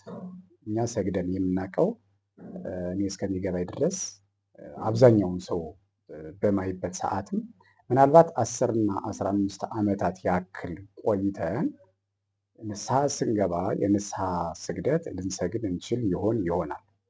ወይም ደግሞ የስቅለት ዕለት በዓመት አንድ የሚመጣውን ልንሰግድ እንችል ይሆናል እና ከዚህ ውጪ ስግደት መቼ ነው ሰግደን የምናውቀው? አሁን ግን እንዴት ነው እየሰገድን ያለ ነው የሚለውን ደግሞ ወደ ራሳችሁ አምጡት። በመቀጠል ቅዱስ ቁርባንን ብዙ ጊዜ ምናልባት ሄደን ታስታውሱ፣ በንስሐ ተመልሶ ሰው ቅዱስ ቁርባንን ከሊቅ እስከ ደቂቅ ድረስ መቀበል አለበት የሚለውን ሀሳብ እንድንቀርብና እንድንጠቀም ያደረጉ ሰዎች ብዙ ጊዜ በዚህ በኩል አጋንንትን አሽከላ እንዲሰብሩ ያደረጉ አባት በኒህ ልክ ቀርቶ እንደው ማን ነው ይህንን ሁሉ አድርጎ ወደዚህ አካሄድና የአስተምሮ መንገድ ሰጥተው ለዚህ ያበቁት ሌሎች መምህራን እነማን ናቸው? እስኪ ዝም ብላችሁ አስታውሱት። ሌላ አስራት ብዙዎቻችን አውጥተን እናውቅ ነበር ወይ? እሳቸው ከማስተማራቸው በፊት ምን ያክል ሰው አስራት በኩራትን አውጥቶ ለቤተ ክርስቲያን ድጋፍ ያደርግ ነበረ፣ ገንዘቡንም ደግሞ ያስባርክ ነበረ የሚለውን ወይም ደግሞ እኛ እንዴት ነበርን የሚለውን የመልአከ መንክራት ግርማ ወንድሙ ተማሪ የሆናቸው ይሄንን ትዝብት እንድትወስዱ አንድ እፈልጋለሁ። ከባዕድ አምልኮ ሰው እንዲወጣ ያስተማረ ከዛር ከጠንቋይ እና ከሌሎች ኮተቶች ህዝቡ እንዲወጣ ያስተማረ ውጤታማም የሆነ ያስተማረ ሊኖር ይችል ይሆናል። ውጤታማ የሆነ አባት ግን ኤከል የሚባለውን እስኪ በጭንቅላታችሁ አምሰላስሉና አስታውሱ። ሌላው ስለ ሰይጣንና አጋንንት ተንኮል ሚስጥር እንዲገለጥ ብቻ ሳይሆን እንዴት መከላከል እንደምንችል ያስተማረ ሌላ አባት በዚህ አስተምሮ ገፍቶ የሄደበትና ራሱም ይህንን ሚስጥር ያወቀ ከሳቸው በፊት እስኪ የምታስታውሱት ሰው ካለ ይህንንም እንትን ለማለት ነው። ሌላው የጸሎት ቤት ማንኛውም ሰው ቤት እንዲኖር፣ ምክንያቱም የጸሎት ቤት እንዲኖር የተመከረውና ያደረጉት ሁሉም ሰው ጠዋት ተነስቶ ቤተክርስቲያን ሂዶ ጸሎት ማድረግ ሊከብደው ይችላል። ባለፈውም ተናግሬያለሁ። ጸሎት ቤት ቤቱ ሰርቶ ከሆነ ግን አምላኩን አመስግኖ ስግደት ሰግዶ ይወጣል ማለት ነው። ወደ ስራም ይሄድ ወደ የትም ይሄድ። ስለዚህ በየቀኑ ጸሎት አድርጎ ስግደት እንዲሰግድ ያደረገ መምህር፣ ለዚህ ያበቃ ውጤታማ የሆነ መምህር ሌላ ካለ እንድናስብ ይገባል ማለት ነው። ሁሌም በእግዚአብሔር ፊት እንድንበረከክ ቤታችንም እግረ መንገድ እንዲባረክ የጸሎት ቤት ቤታችን ውስጥ ስሩ ብሎ መክሮ ያለፈ መምህር ሊኖር ይችል ይሆናል። በእሳቸው ልክ ግን ውጤታማ የሆነ አለ ወይ ነው። ስለዚህ በማስተማር በኩልም የከሌን መምህር የከሌን የሚባል ብዙ ሰዎች አሉ። ግን በእሳቸው ልክ ሰውን ያነሳሳ ያነቃቃ ያበቃ መምህር ወይም አባት የምታስታውሱት ካለ ወይም ደግሞ በአብዛኛው ሰው ወደዚህ ሲስተም እንዲመጣ ያደረገ አባት ካለ ዝም ብላችሁ አስታውሱና የራሳችሁን ትዝብት ውሰዱ ለማለት ነው። ሌላው ደግሞ የምንፍቅና ጥያቄዎችን መልስ የሰጠ ብዙ መምህራን አሉ። ይሄ አይካድም። ግን አጋንንት እንደሆነ በይፋ የምንፍቅና መንፈስ የሚባል ራሱን የቻለ መንፈስ እንዳለ ያጋለጡና ያስተማሩ ያዋረዱ፣ ከዚህ ነገር እንድንቆጠብ ሃይማኖታችን ደግሞ እርግጠኛና እውነተኛ እንደሆነ ምክንያታዊ መልስ የሰጠ መምህርስ በሳቸው ልክ ማን ነው የሚለው ተጨማሪ ነገሮች ናቸው። ስለዚህ በአስተምሮ በኩል የከሌን አያክሉም፣ አባ የከሌን እንደዚህ መጡ፣ መምህር የከሌ እንደዚህ መጡ፣ እግዚአብሔር ያበርክትልን፣ ብዙዎችን ያፍራልን። ግን በሳቸው ልክ በአስተምሮ ከፈውስ ውጪ በአስተምሮም እሳቸውን የሚያክል አባት አለ ብሎ ለመናገር አፍን ሞልቶ ለመናገር በእርግጥም ይቻላል ወይ የሚለውን ትኩረት ሰጠን ልናስብበት የሚገባ ነገር ነው ማለት ነው። ሌላው እኚህ አባት ለምሳሌ ዱባ ዱባ በሚያክል መቁጠሪያ ሰው እየተደበደበ እንደገና ደግሞ ማን የላከሽ ያክስትሽ ልጅ ናት ያክስቷ ልጅ ናት የላከችባት እየተባለ ሄዶ ሰውና ሰው እንዲጋጭ አደረገ የሚል ክስ የሚመስል ነገር ነው የተነሳው። በእርግጥም ሰው ተጣልቷል። የከሌ ናት የላከችብኝ ብሎ ወይም ደግሞ መምህር ግርማ የላከን ሰው ይጠይቃሉ። ጠይቀውም ደግሞ እንዲበቀል ሰውን ይልካሉ። ስለዚህ ይሄ የማይሆን ነገር መሆኑን አስረግጠን ልናውቅ ይገባል ማለት ነው። ከዛ ውጭ ግን እነዚህን አይነት አባቶችን እግዚአብሔር ይጠብቅልን። አንደበታቸውን፣ ጉልበታቸውን፣ አእምሯቸውን፣ ጤንነታቸውን ሁሉ ጠብቆ እግዚአብሔር ከክፉ ነገር ሁሉ ያድንልን። ግን ሰይጣን ብዙ ጊዜ እነዚህን አባቶች የሚፈትንባቸው ዋና ዋና መንገዶች አሉ። በኑፋቄ ሊፈትን ይችላል። በፍቅረ ነዋይ ሊፈትን ይችላል። በዝሙት ሊፈትን ይችላል። የመጨረሻውና ትልቁ ፈተናው ግን እንደዚህ የታወቁና ብዙ ሰው በስራቸው ታዋቂ የሆኑ መመኪያ የሆኑ ምርኩዝ የሆኑ ሰዎችን ግን የሚፈትነው በከንቱ ውዳሴ ነው። ያ ከንቱ ውዳሴ ምንድን ነው? ሌላውን መናቅ፣ ከኔ በላይ ለቤተ ክርስቲያን ተቆርቋሪ፣ እኔን ብቻ ስሙኝ የከሌን ተዉት፣ በቃ ሌሎቹን ነገር ማምጣት ከጀመረ በከንቱ ውዳሴ ውስጥ ወደቀ ማለት ነው ይሄ አባት። ስለዚህ ሰይጣን የመጨረሻው ሙከራውና ግቡ ሊያደርገው የሚችለው ይሄንን ነው እና አሁን እያየሁት ያለሁት ምናልባት ከተሳሳትኩ በዚህ መልኩ ይሄንን አይተሃል፣ ይሄ ስህተት ነው፣ ይሄ ግን ትክክል ነው የሚለውን ልታርሙ ይችላለሁ። ግን እኔ ጥያቄ ሆኖብኝ መልስ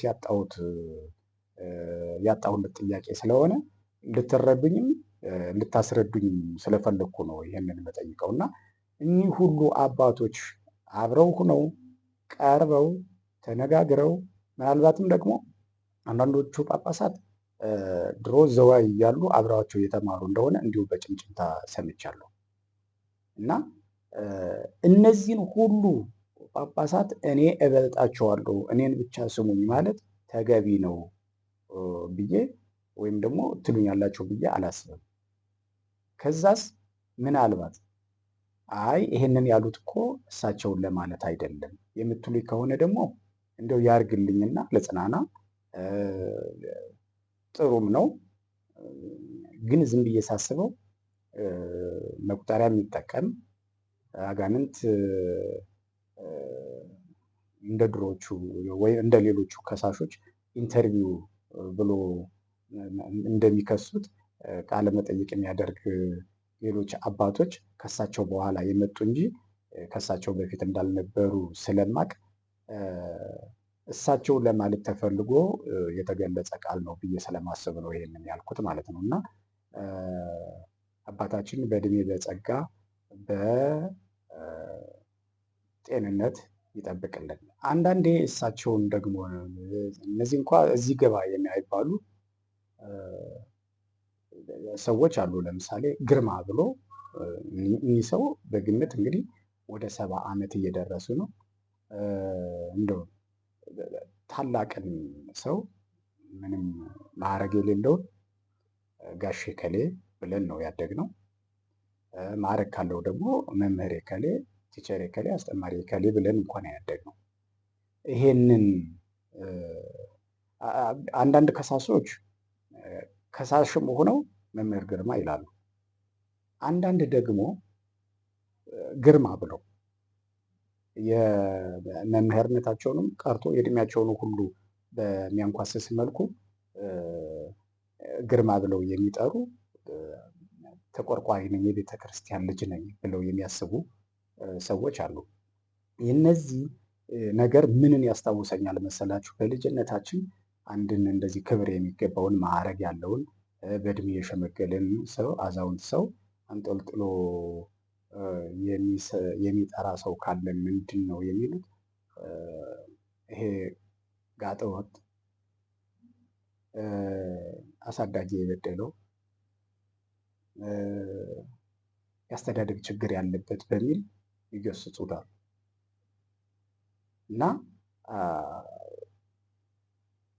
ይሄን አይነት አካሄድ ሰውን በክብርና በማዕረግ ያመኑትን ያክል እንኳ ወይም በእድሜው ልክ እንኳ አክብረው እንትን ቢሉ ጥሩ ነው።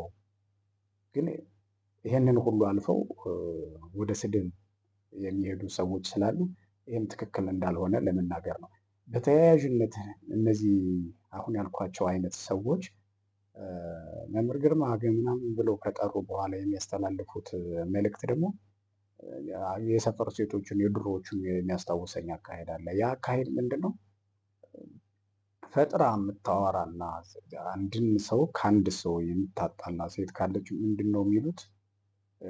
ቆርጦ ቆጥል፣ አንቺ ቆርጦ ቆጥል በማለት ነው የሚቃወሟትን ሀሳቧን የሚገልጹት። እና እዚህ ሰዓት ላይ የራሳቸው የሆነ ሀሳብ የሌላቸው የራሳቸው የሆነ ወጥ የሆነ እውቀትና ሀሳብ የሌላቸው ነገር ግን የቤተ ክርስቲያን ተቆርቋሪ ነኝ በሚል መልኩ ቀርበው የሰውን ሀሳብ እያቆራረጡ ምናልባትም ደግሞ ያ ሀሳብ እኮ ሙሉ ሲደመጥ ሌላ ትርጉም የሚሰጠውን ቆራርጦ በማምጣት ቀጣጥለው ቆርጦ ቆጥል የሚሆኑ ሰዎች አሉ። ስለዚህ ይሄ በራሱ በጣም ትክክል ያልሆነ አካሄድ ነው ማለት ነው። አነሰም በዛም ይሄንን ሁሉ የተናገርኩት እነዚህ 11 ጳጳሳት እኔ በቪዲዮ ላግኛቸው እንጂ እኔ ያገኘሁት ቪዲዮ ከልዩ ልዩ ቦታ ይሁን እንጂ ምናልባትም በቪዲዮ ያልወጡ ብዙ ጳጳሳት እንዳሉ፣ ሁለተኛም ደግሞ እኔ እጅ ያልገቡ ቪዲዮውንም ያላገኘኋቸው ወይም ራሳቸው መምህር ግርማም ጋር ይሁን ሌላ ሰውም ጋር ያለ ደግሞ ሌሎች ጳጳሳት ሊኖሩ እንደሚችሉ ግምት ውስጥ አስገብታችሁ ቢሆንም ግን እንኳን 11 ሆነው ቀርቶ አንዱን ጳጳስ እንኳ የሚሞግት ቅድም ደጋግሜ ብየዋለሁ፣ ተጠያቂነት፣ ኃላፊነት፣ ተቆርቋሪነት፣ እውቀት የሚያክል እንትን የሌላቸው ሰዎች ናቸው ይሄንን ተቃውሞ እያቀረቡ ያሉት ማለት ነው። ስለዚህ በእንደዚህ አይነት ሁኔታዎች የምትከታተሉ ሰዎች ብትረዱ ጥሩ ነው ለማለት ነው። ብዙ ሰዎች ያለ እውቀትም በምቀኝነትም በአጋንንት በመያዝም የሚቃወሙ ስላሉ እኛ ደግሞ ይህንን አይነት ትርፍ አግኝተንበታል የምንለውን ጉባኤ ዝም ብሎ ማንም መጫወቻ ሲያደርገው ዝም ባለማለት አቅማችን በፈቀደልን መጠን በተረዳነው በተሰጠን መጠን ለሚጠይቁ እና ለሚቃወሙ ሰዎች መልስ መስጠት ስላለብን ይህንን በማመን ነው ማለት ነው ወደዚህ ሀሳብ የመጣሁት እና ይህንን ለማቅረብ የተገደድኩት። እንግዲህ ከአሁኑ በፊት ስንት ሰዎች በየቦታው በየሀገሩ ሲቃወሙ እንደኖሩ ሁሉም የሚታወቅ ነው። ሁሉም የቻለው ደግሞ መልስ ሲሰጥበት ግንዛቤ ሲሰጥ ቆይቷል። ይህ ሁሉ አልበቃ ብሎ ግን ችግሮችና አሉባልታዎች፣ ምቀኝነቶች፣ ማሳደዱ በበለጠ ሁኔታ ቀጥሏል ማለት ነው። በጣም የሚገርመው ግን መናፍቃን ምርኮን ስለተቀሙ በስብከተ አጋንንት ነው እንደዚህ የሚያደርገው በማለት ስብከት ተሰብኮባቸው ሊወስዱ የነበሩት ብዙ ነፍሳት ስለቀረ ከነሱ ምናልባትም እየወጣ ስለመጣ ሊቃወሙ ይችላሉ። ዛር ያለባቸው ሰዎችና ጠንቋዮች ደግሞ ገቢያቸው ተቋርጧል፣ ሚስጥራቸው ተጋልጧል። እነሱ ቢቃወሙ አሁንም ችግር የለውም። መተተኛ ደብተራዎችም እንደዚሁ ተደብቀው በሚሰሩት ስራ ተጋልጦባቸው ነገሩ ሁሉ እየከሸፈባቸው ስለሚያስቸግር ገቢ ስለቀረባቸው ስራቸው በአጠቃላይ ስለከሸፈ ይህንን ቢያደርጉ አይገርምም።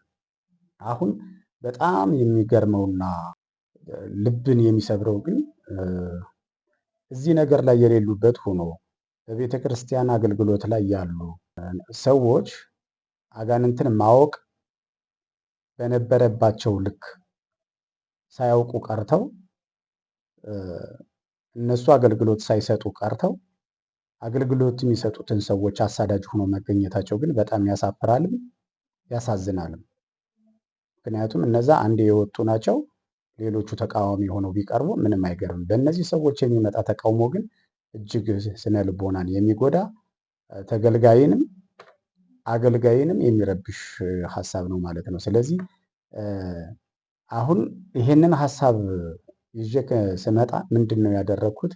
በዋነኛነት ይሄ አገልግሎት ወይም ደግሞ የመልአከ መንክራት ግርማ ወንድሙ አገልግሎት ወይም ጉባኤ በማን ነው የተጀመረው? በማን ነው የተመሰከረለት? ማን ፈቅዶለት ነው?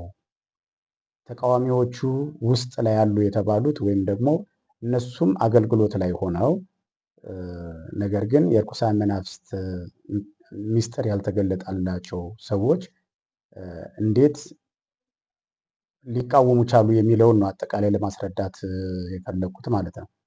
ለምሳሌ አንድ አባት ቪዲዮአቸውን ስለማቀርበው ነው ኦልሬዲ ስም የምጠራው። የእናቴ ልጅ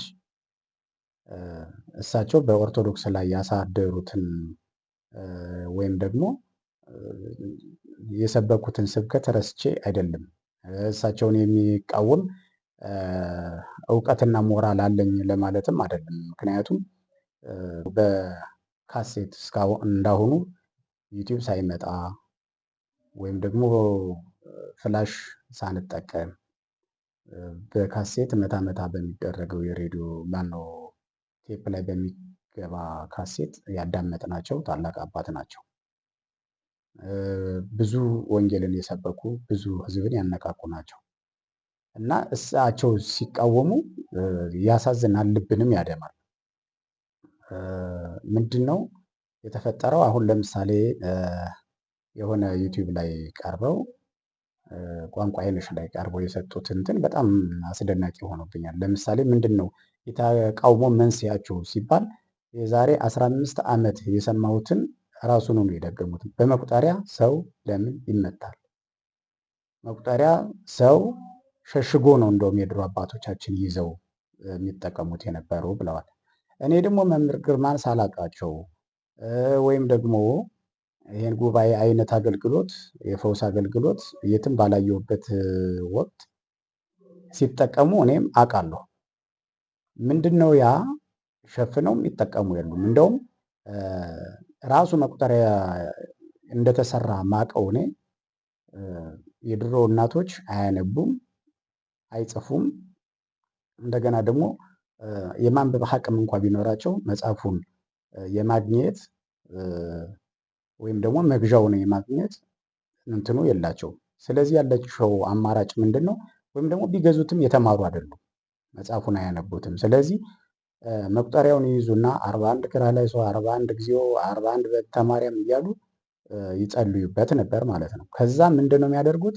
እፍ እፍ ይሉና እንደውም መቁጠሪያው ላይ ትፍትፍ ብለው ሰውነታቸውን ያሻሹታል። መታ መታ አድርገው ቸብቸብ ማለት ነው። መታ መታ ቸብቸብ አድርገው መቁጠሪያውን ያስቀምጡታል ማለት ነው። ይህ ማለት ምን ማለት ነው? እኔ ሲገባኝ እላያቸው ላይ ያለውን መንፈስ የሚገስጽ የጸለዩት ጸሎት እፍ በተባለ ሰዓት ላይ አሁን ካህናት ጸሎት የጸሎት ውሃ ቤት በሚረጩ ሰዓት እንደሚያደርጉት ማለት ነው። እፍ እፍ ብለው ያ የጸለዩት የጸሎት ዋጋ ኃይል ይሆናል፣ መቁጠሪያው ላይ ያርፋል። ከዛ በዛ መቁጠሪያ ሲዳብሱት ሰውነታቸውን ጨብጨብ ሲያደርጉት አጋንንት ይቃጠላል ሲባል በልጅነት ጀምሮ ሩቅ ሳልሄድ አያቴ እንደምታደርግ እኔ ትዝ የሚለኝ ነገር ነው። ስለዚህ መቁጠሪያ ተሸፍኖ የሚባል ነገር ምንም የሚያስኬድ ነገር አይደለም። ከመሬት ተነስቶ የሚቃወሙት ተቃውሞ ነው። አንድ እሱ ነው። ሁለተኛ ደግሞ ብንቃወም ኖሮ መቃወም ያለብን ከቤተ ክርስቲያን ስርዓትና ሕግ ወይም ደግሞ ያልተለመደ ስርዓት እያካሄዱ ያሉት የእናቴ ልጅ የሚባሉት ሰው ናቸው። ምንድነው ያ አሁን አዲስ ግኝት ብለው ያመጡት? ለምሳሌ ጸበል ሲያጠምቁ አንድ ሰው ፓንት እንዳደረገ ነው አንድ ሴት መጠመቅ ያለባት፣ የአጥማቂውን እንትን ላለማሰናከል የሚል አዲስ ፍልስፍና አምጥተው ፓንት እንደለበሱ ነው የሚጠመቁት። ይሄንን በመሰረቱ አሁን እኔ እየተቃወምኩ አይደለም፣ ደግ አደረጉ። ለምሳሌ ድሮ ያልነበረን አሁን አመጡ ብዬ እሳቸው የምቃወምበት ምክንያት የለም። ደግ ነው ያደረጉት፣ ጥሩ ነው ያደረጉት ነው። ምክንያቱም ዮርዳኖስ ላይ እስራኤል የሄደ ሰው ዮርዳኖስ ላይ ሲጠመቅ ስስ ልብስ ይለብሳል፣ ሰውነቱ ውሃ በዛ አልፎ ይነካል፣ ገላን ግን አያሳይም። ስለዚህ ከዚህ አካሄድ ሲታይ የእሳቸው ድርጊት ትክክል ነው፣ ጥሩ ነው፣ እንደውም ዘግይተዋል ነው የምለው። ከእንትን አንጻር ሲታይ ግን ከመቁጠሪያ ወይም ከሌላ አንጻር ሲታይ ግን የራሳቸውን ፍልስፍናና ከቤተ ክርስቲያን ከተለመደ ነገር ወጣ የሚባለው የእሳቸው ነበር ነው። ስለዚህ መቁጠሪያን የተቃወሙበት እንትን ትክክል አለመሆኑን፣ ሁለተኛ አገልግሎታቸው ላይ እግዚአብሔር አሁንም ያቆያቸው፣ ድሮም ማንም ባልነበረበት በካሴት የሰበኩ ታላቅ አባት መሆናቸውን ሳልመሰክርም አላልፍም። እዚህ ጋር ስደርስ ግን እኔ በተሰጠኝ እውቀትና ተመራምሬ በተሰጠኝ መጠን ሳስብ ግን ለግንዛቤ ሳቀርበው የእሳቸው ስህተት እንደሆነ ወይም ደግሞ የመልአከ መንክራት ግርማ ወንድሙ ጉባኤን የመቃወማቸው ሂደት ትክክል እንዳልሆነ አስረግጬ መናገር እፈልጋለሁ ማለት ነው። ወደ መቁጠሪያ ጉዳይ ልመጣ ነው። እንስማ ይህን ነገር። በመቁጠሪያ ሰው አይደበደብም፣ በዱላ አይወጣም አጋንንት። በመቁጠሪያ ሰው አይተሻሽ፣ ጭራሽ አይታይም፣ በድብቅ ነው። እንደዚህ ነው የሚቆጥሩት አባቶቻችን።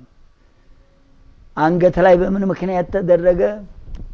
ቤተ ክርስቲያን ሲገቡ ለማስታኮት እግዚኦ መሐረነ ክርስቶስን በእንተ ማርያም ኪርያላይሶን ለማሰብ እየረሱ እያረጁ ሲሄዱ እጃችሁ ላይ አድርጉ ተባለ። በእንቅልፍ ልብ ይወልቅ ጀመር። ያችኑ የሚተኟትን ትንሽ ጊዜ ደግሞ በገጠር ያሉትም አሁን ታላላቅ መነኮሳት ገዳሚ ያልገቡት ከእጃቸው ይወልቃል። ቤተ ክርስቲያን ሲደርሱ ምን እናድርጋሉ? መስቀል ጨምሩበትና አንገታችሁ ላይ አድርጉት።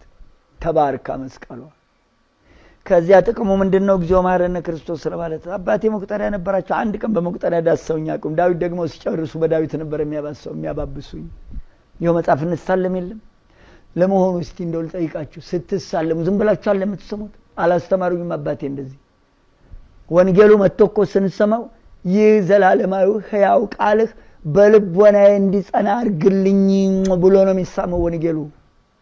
ዝም ብሎ አይደለም የሚሳመው። ቃሉ ምድርና ሰማይን ያጸና ስለሆነ በቃልህ አጽናኝ ተብሎ ነው የሚሳመው ወንጌሉ። በዳዊቱ ሲዳብሱኝ እንጂ አባቴ እናቴ ልጅ አንድም ቀን በመቁጠሪያ ዳብሶኝ ያውቁ። ትራስጌ ሲሰቅሉ ታውቃለሁ። ወዲያውኑ ሲጨርሱ ኪሳቸው ነው የሚያደርጉት። እግዚኦ መሐረነ ክርስቶስ ኪርያላይሶን በእንተ ማርያም።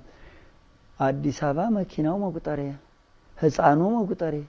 ለምን አረከው? ያ እንደዚያ ሲያረጉ አይቼ። መቁጠሪያው ለምንድን ነው? መኪና ላይ መቁጠሪያ ምንድን ነው የሚጠቅመው? ምን ማለት ነው? እስቲ ፍረዱኝ። እሺ መስቀሉን ጠብቀኝ እንለዋለን። ምንድነው መቁጠሪያው? መኪናው መቁጠር ጀመረ እንደ እግዚኦ መሐረነ ክርስቶስ። ጉድ ፈልቶብናል እኮ እናንተ። እንደገና በመቁጠሪያ ጀርባቸውን ደብድበው ልንገራቸው በልዞ ጀርባቸው አልድን ብሎ ሐኪም ቤት ደረጃ ሆስፒታል ይተኛሉ። ልክ ነው እንዴ? በዱላ ነው እንደሚወጣው አጋንንት። ደብድቡ ብሏል እንዴ መቁጠሪያ? ስለ መቁጠሪያ መጽሐፍ ቅዱሳችን ላይ አለ እንዴ? ጉድ ነው የመጣብን። አዲስ አበባ የሌለ ጉድ የለም።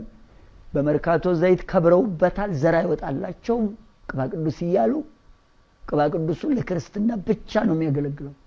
ድሮ ነገስታት ይነግሱበት ነበር፣ አብቅቶለታል። ነገስታት የሚባሉ የሉም። ተቀብቶ የሚነግስ የለም። እግዚአብሔር አነገሰኝም የሚልም የለም። እርስ በርሱ እየተመራረጠ ነው ዓለም እየተናጎደ ያለው።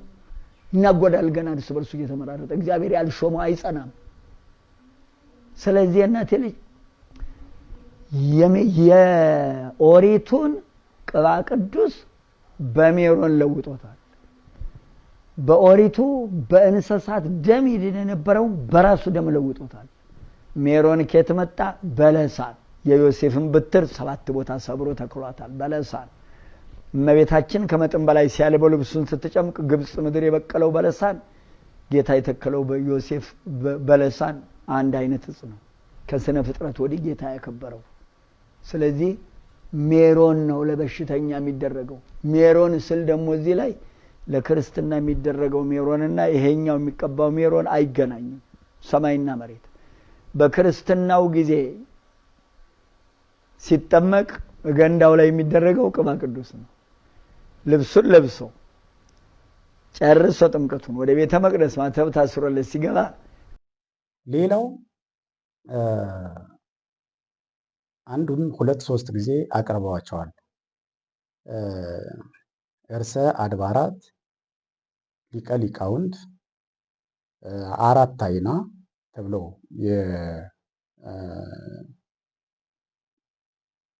የሚገለጹ አባት አሉ። ሁላችንም የምናውቃቸው አሁን ዩቲዩብ ያመጣቸው ማለት ነው። እና ጥሩ ለሰው ግንዛቤ እየሰጡ ያሉ ስብከት አደረጉ ያሉት መልስ እየሰጡ ያሉት አባት ናቸው። በጣም ነው መወዳቸው። እግዚአብሔር ጸጋውን ያብዛላቸው። ወደፊትም ደግሞ እስከ ጵጵስና ቢያደርስልን በጣም ምኞቴ ነው። ነገር ግን 4 አይና ብለናቸዋል። ሌላ 5ኛ አይን ግን እግዚአብሔር ቢሰጥልን ደስ ይለኝ ነበር። ያ ምንድን ነው?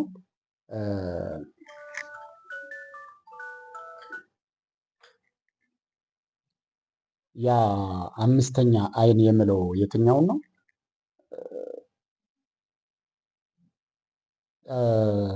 በመናፍስት በርኩሳን መናፍስት ሰው ምን ያክል ተጎድቶ እንዳለ በዛር በአይነጥላ በቡዳ በመተት በጠንቋይ በቃልቻ እስራቶች ህዝቡ ምን ያክል እንደተጎዳ የሚያዩበት 5ኛ አይን ቢሰጣቸው፣ 2ኛ የርኩሳን መናፍስትን ሴራ እስከምን ድረስ እና በምን መከላከል እንደሚቻል ሚስጥሩን ቢገልጽላቸው ጥሩ ነው፣ ወይም ደስተኛ ነኝ። ማንም ሊጫወትባቸው አይገባም። ይሄ ጠንቋዩ ሁላ እየመጣ እየሮጠ በእውነቱ ሰይጣን ማን ትባላለህ? ሰይፉ ጨንገር የትን ያስካት ትምህርት ቤት ምንድን ነው? እንዲህ ያለ ነገር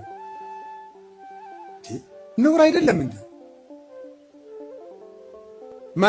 ማን ነው የደገመባት? ያክስቷ ልጅ እንዲህ ይሄ ነውር አይደለም? እግዚአብሔር እስቲ ጠብ የሚዘራ ታምር ያደርጋል? እስቲ ንገሩኝ በሞት ሌላውን ንገሩኝና እግዚአብሔር ሰው እንዲጣላ ይፈልጋል? አሁን አጋንንት በሚለፈልፉበት ስንት ሰው ተጣልቷል። በሞት እየተፈላለገ ነው ያለ።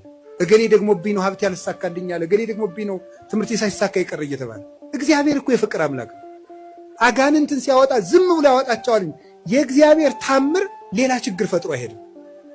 ትክክል አይደለም። ስለዚህ የእግዚአብሔር ቤተሰቦች አጋንንትን የምንዋጋው ከእግዚአብሔር ጋር በመሆን ነው። ከማን ጋር ነው? ከእግዚአብሔር ጋር የምንሆነው ምንድን ነው? የማቴዎስ ወንጌል ምዕራፍ 28 ቁጥር 19 ላይ አነ ይሄሉ ምስሌክም እስከ ልቀት ዓለም፣ እኔ እስከ ዓለም ፍጻሜ ከእናንተ ጋር ነኝ ብሏል። ለማን ያላቸው? ለሐዋርያት በሉ። ለማን? እኔ እስከ ዓለም ፍጻሜ ከማን ጋር ነኝ? ሐዋርያት ዛሬ አሉ፣ በስጋ አሉ፣ በእናንተ ቤተ ክርስቲያን እኖራለሁ እያላቸው። ስለዚህ ከእግዚአብሔር ጋር ለመኖር ቤተ ክርስቲያን ውስጥ አትጥፉ። እንዲያው እንገራችሁ እዚህ ግባ የማልለው በርኩሳን መናፍስት ተይዞ የነበረ አሁን መናፍቅ የነበረ ምናልባትም ደግሞ በፓስተርነት እንትን የነበረ ስለሆነ ስንት ነፍሳት በሱ ስብከትና በሱ አስተምሮ ምክንያት ስንት ነፍሳት ሲኦል ያስገባ። ነገር ግን ደግሞ እግዚአብሔር ፈቃዱ ሆኖ አሁን ወደ ኦርቶዶክስ ሲመለስ እኛም የሰማይ መላእክትን ደስ ያላቸው እና በጣም የተደሰትንበት ወንድማችን አቶ ቢንያም ስቲል ፓስተር እንኳ አልልም፣ ምክንያቱም በክርስቶስ ስጋና ደም ላይ የመሳለቅ ያክል ለራሴ ስለምቆጥረው አንድ ተመልሷል። ደስ ብሎናል። እኛ ብቻ ሳንሆን በሰማይም ታላቅ ደስታ የተደረገለት ሰው ነው። አንድ ነፍስ ሲመለስ ያው የታወቀ ነው። የእግዚአብሔር መላእክት ሁሉ ደስ ይላቸዋል ተብሎ የተጻፈ ነገር ስለሆነ ማለት ነው። እና እሱ ትላንት መጣ፣ ዛሬ ደግሞ እዚህም ማዋረድ ጀመረ። በእሱ ብዙ መፈርደው ነገር የለኝም። ወይም ደግሞ እሱ ከዛ ከመናፍቅነት ይውጣ እንጂ የመናፍቅ መንፈስ ግን ከጮሆ ወጥቷል፣ ወይም ደግሞ በስውር ለቆታል ወይም ምናምን አይደለም። ያንን እንደተሸከመ ያለ ስለሆነ ብዙ አይገርምም። ሌላው አንድ ትዝ የሚለኝ ፊልም አለ፣ ልጅ ሆነን ያየ ነው። ምንድን ነው እሱ ፊልም? ባቡር ነው የሚጠልፈው ሰውየው፣ ልጠለፍ ብሎ እንትን የሚለው በምን ልታወቅ ብሎ ሲያስብ በቃ ሰው የሚያውቅበት መንገድ ያጣል። የሚታወቅበት መንገድ ሲጠፋ ምንድን ነው ያደረገው? አውሮፕላን ሲጠልፉ አይቶ ነበረ። አውሮፕላኑን ጠልፈው ወስደው የወሰዱ ሰዎች በሚዲያ ተነግረውላቸው ታዋቂ ሆነው ስመጥር ሆነው ምናምን አይቶ ነው ፊልሙ የተሰራው። ከዛ በኋላ ሄዶ እሱ ደግሞ በቃ የአየር ትኬት መቆርጥበትም የለም፣ ሌላ ሀገርም መሄድ አልችልም፣ እሱን ሲስተምም የመፈጸም አቅሙ የለኝም። ስለዚህ ምንድነው እኔ የምታወቀው የማይሆነውን በማድረግ ስለሆነ ብሎ ባቡር ላይ ገብቶ አቅጣጫ አስቀይሶ ባቡሩን ልጠልፍ ነው አለ ይባላል። እንግዲህ ባቡር ሀዲዱን ለቆ የሚወጣ አይደለም። ሰውየው ግን በጅልነቱ ወይም ደግሞ በደካማ አስተሳሰቡ የከሌ እኮ እንደዚህ ያደረገ ተብሎ ታወቀ ማለት ነው። ፊልሙ ይሄንን ሀሳብ የያዘ ነው። ስለዚህ ይሄ አቶ ቢኒያም የተባለ ሰው መጥቶ ግርማን አውቀዋለሁ እንደዚህ ነው ምናምን እያለ ብዙ ነገሮችን እያቀረበ ይገኛል። ስለዚህ የነዚህን ትተን አሁን ትልቅ ችግርና እንትን የሆነው ሰውን እንትን ችግር ላይ የከተተው ወላዋይ እንዲሆን ወይም ደግሞ እንዲጠራጠር በእንትኑ ላይ ጽናት እንዳይኖረው ያደረገው እነዚህ ከቤተ ክርስቲያን አገልግሎት ላይ ያሉ ታላቅ አባቶች ተብሎ የሚጠበቁ ሰዎች ስብከት ነው ይሄንን ሁኔታ የጎዳው። ስለዚህ በዚህ መልኩ ታሳቢ ተደርጎ ይሄንን ጹሙ፣ ጸልዩ፣ ቁረቡ፣ አስራት አውጡ፣ ከባዕድ አምልኮ ውጡ፣ ዛር፣ አይነ ጥላ፣ ቡዳ ሌሎቹ ሁሉ የሚመለኩት ትክክል አይደለም ብሎ ያስተማረ ይልቁንም ደግሞ ቤታችሁ ላይ የጸሎት ቤት ስሩ ብሎ ይልቁንም ደግሞ በባዕድ አምልኮ ብቻ ሳይሆን በሱስ ተጠምዶ የነበረው እግዚአብሔር አለ የለም የሚለውን ሁሉ ፓጋን ሆኖ የኖረውን ብዙ ሕዝብ ወደ እግዚአብሔር ቤት የመለሰ ታላቅ ባለውለታ የሆነ ጉባኤ በታላላቅ ሰዎች ቤተክርስቲያን ውስጥ በሚያገለግሉና ቤተክርስቲያን ላይ በሚኖሩ ብዙ ሕዝብ በተማረና ባመነባቸው ሰዎች አንደበት ይህንን ስድብ መሰደብ በጣም ያሳዝናል ማለት ነው። በነገራችን ላይ እነዚህ ሁሉ አሁን የጠቀስኳቸው እነዚህ ጳጳሳትን ያክል ቀርበው አንደኛ ጉባኤውን አላዩ፣ ሁለተኛ መላከ መንክራት ግርማ ወንድሙን ጎናቸው ላይ ሆነው እስቲ በምን ሁኔታ እንዴት ሆነው ያጣሩትም በምን ሁኔታ እንዴት አድርገህ ትፈውሳለህ አስተምህሮህስ ምንድን ነው ብለው እየጠየቁትና የተመራመሩት የተደረሰበት ማስረጃ የለም። እንግዲህ ቅድም እንዳልኩት አንድን ጳጳስ ይሄ ሀሳብ አንድን ጳጳስ አያክልም ያልኩበት ምክንያት ይሄ ነው።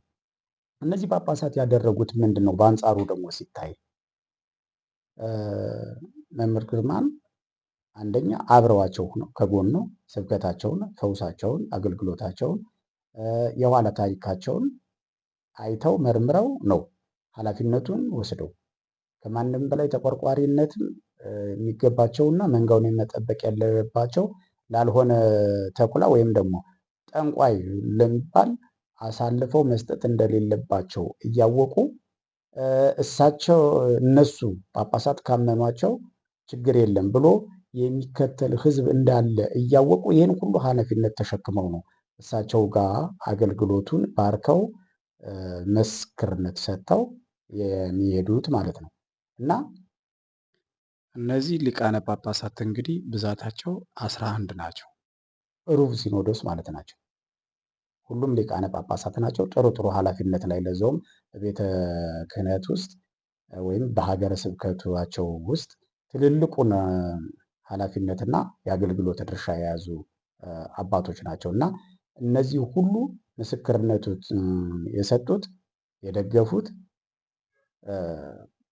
በጥሩ ሁኔታ ስለሆነ ይህንን ምስክርነት ልናውቅ፣ ልንረዳ፣ ልንጠቀምበት ይገባል ማለት ነው እና 10ሩን ሊቃነ ጳጳሳት እንግዲህ 10 ስል 20ም 30ም ሊሆኑ ይችሉ ይሆናል። እኔ በቪዲዮ ያገኘሁትን ብቻ ነው። ይህን ቪዲዮ ደግሞ ከራሴ ከድሮ ጀምሮ ከሲዲያቸው በዩቲዩብ ከሚለቀቀው እንትን ቆራርጬ ያገኘሁት ነው። በሲዲ ያልወጣማ ወይም ደግሞ በዩቲዩብ ያልተለቀቀ እንዲሁም ደግሞ ሂደው ማለት እንደ ሌሎቹ ጳጳሳት ምስክርነት ያልሰጡ ግን ደግሞ በደንብ አድርገው የሚደግፏቸውና በርቱ የሚሏቸው ጳጳሳትም ሊኖሩ እንደሚችሉ ታሳቢ ተደርጎ ማለት ነው። ያም ሆነ ይህ ግን እነዚህ 10ሩ ሊቃነ ጳጳሳት ከዚህ ቀጥሎ ያቀረብኳቸው ብቻ ምን ያክል ተጽዕኖ ፈጣሪ፣ ተቆርቋሪ፣ የቤተ ክርስቲያን አለኝታና ሃይማኖታችን ጠባቂ እንደሆኑ ሁሉም ሰው ሊረዳ ይገባል። ማየት ያለብን ከዚህኛው አንግል መሆን አለበት። ማንም መተተኛ ደብተራ የሚያወራ እንትኑ ሀሳቡ የተጠለፈ አዋቂ ነኝ ብሎ የተኮፈሰ ወይም ደግሞ በተሳሳተ መንገድ የሄደ ባጋንንት የተሸወደ ወይም ደግሞ አውቆ የተኛን እንደሚባለው ሁሉ ሆን ተብሎ በቅናትና በምቀኝነት ስም የሚያጠፋ ሁሉ በእነዚህ ሰዎች ይሄን ፊልም ያየ ሁሉ ከዚህ አንግል እንዲያየውና እግዚአብሔርን መንፈስ ቅዱስ የሚሰራውን ስራ ባያሳዝን ጥሩ ነው ለማለት ነው በአጠቃላይ። እና እዚህ ጉባኤ ላይ የተማርናቸው በአጠቃላይ ብዙ ሰው ጥቅም አግኝቼዋለሁ ብሎ እየተናገረ ምስክርነትን የሰጠበት ጹሙ፣ ጸልዩ፣ ስገዱ፣ ቁረቡ፣ አስራት አውጡ፣ መጹቱ፣ ባዕድ አምልኮ አታምልኩ፣ የዛርም የምንም ነገሮችን አትጠቀሙ። ከዛ ውጭ ደግሞ ጠላት ምን ያደርጋል፣ ህዝቡ ምን ያክል ተጎድቷል፣ ይሄንን ሁኔታ ደግሞ ቤታችሁ ላይ ጸሎት ቤት ሰርታችሁ በተጋድሎ ኑሩ፣ ፈተናን ተቋቋሙ ብሎ ያስተማረ አባት ይሄ ሁሉ ተቃውሞ ሊደረግባቸው አይገባም ነበር ለማለት ነው። መልካም ቆይታ፣ መልካም እይታ። እያንዳንዱ ፊልም ውስጥ ያገኘኋቸውን እያንዳንዱ ነገር በትንታኔ የሚያስቀምጡትን ሊቃነ ጳጳሳት ብፁዓን አባቶቻችንን ምን ያክል እንደሆኑ ቪዲዮ ላይ ከነ ቃላቸው ከነ ምስክርነታቸው ማየት ትችላላችሁ። እግዚአብሔር ፈቃዱ ከሆነ በዚህ ዙሪያ የሚጠየቁ ነገሮች፣ የሚነሱ ሀሳቦችን ሁሉ መልስ ለመስጠት ራሱን የቻለ መጽሐፍ ስላለ ያንን ደግሞ ቀስ እያልኩ እንትን እለዋለሁ ማለት ነው። እግዚአብሔር ከሁላችን ጋር ይሁን። አሜን።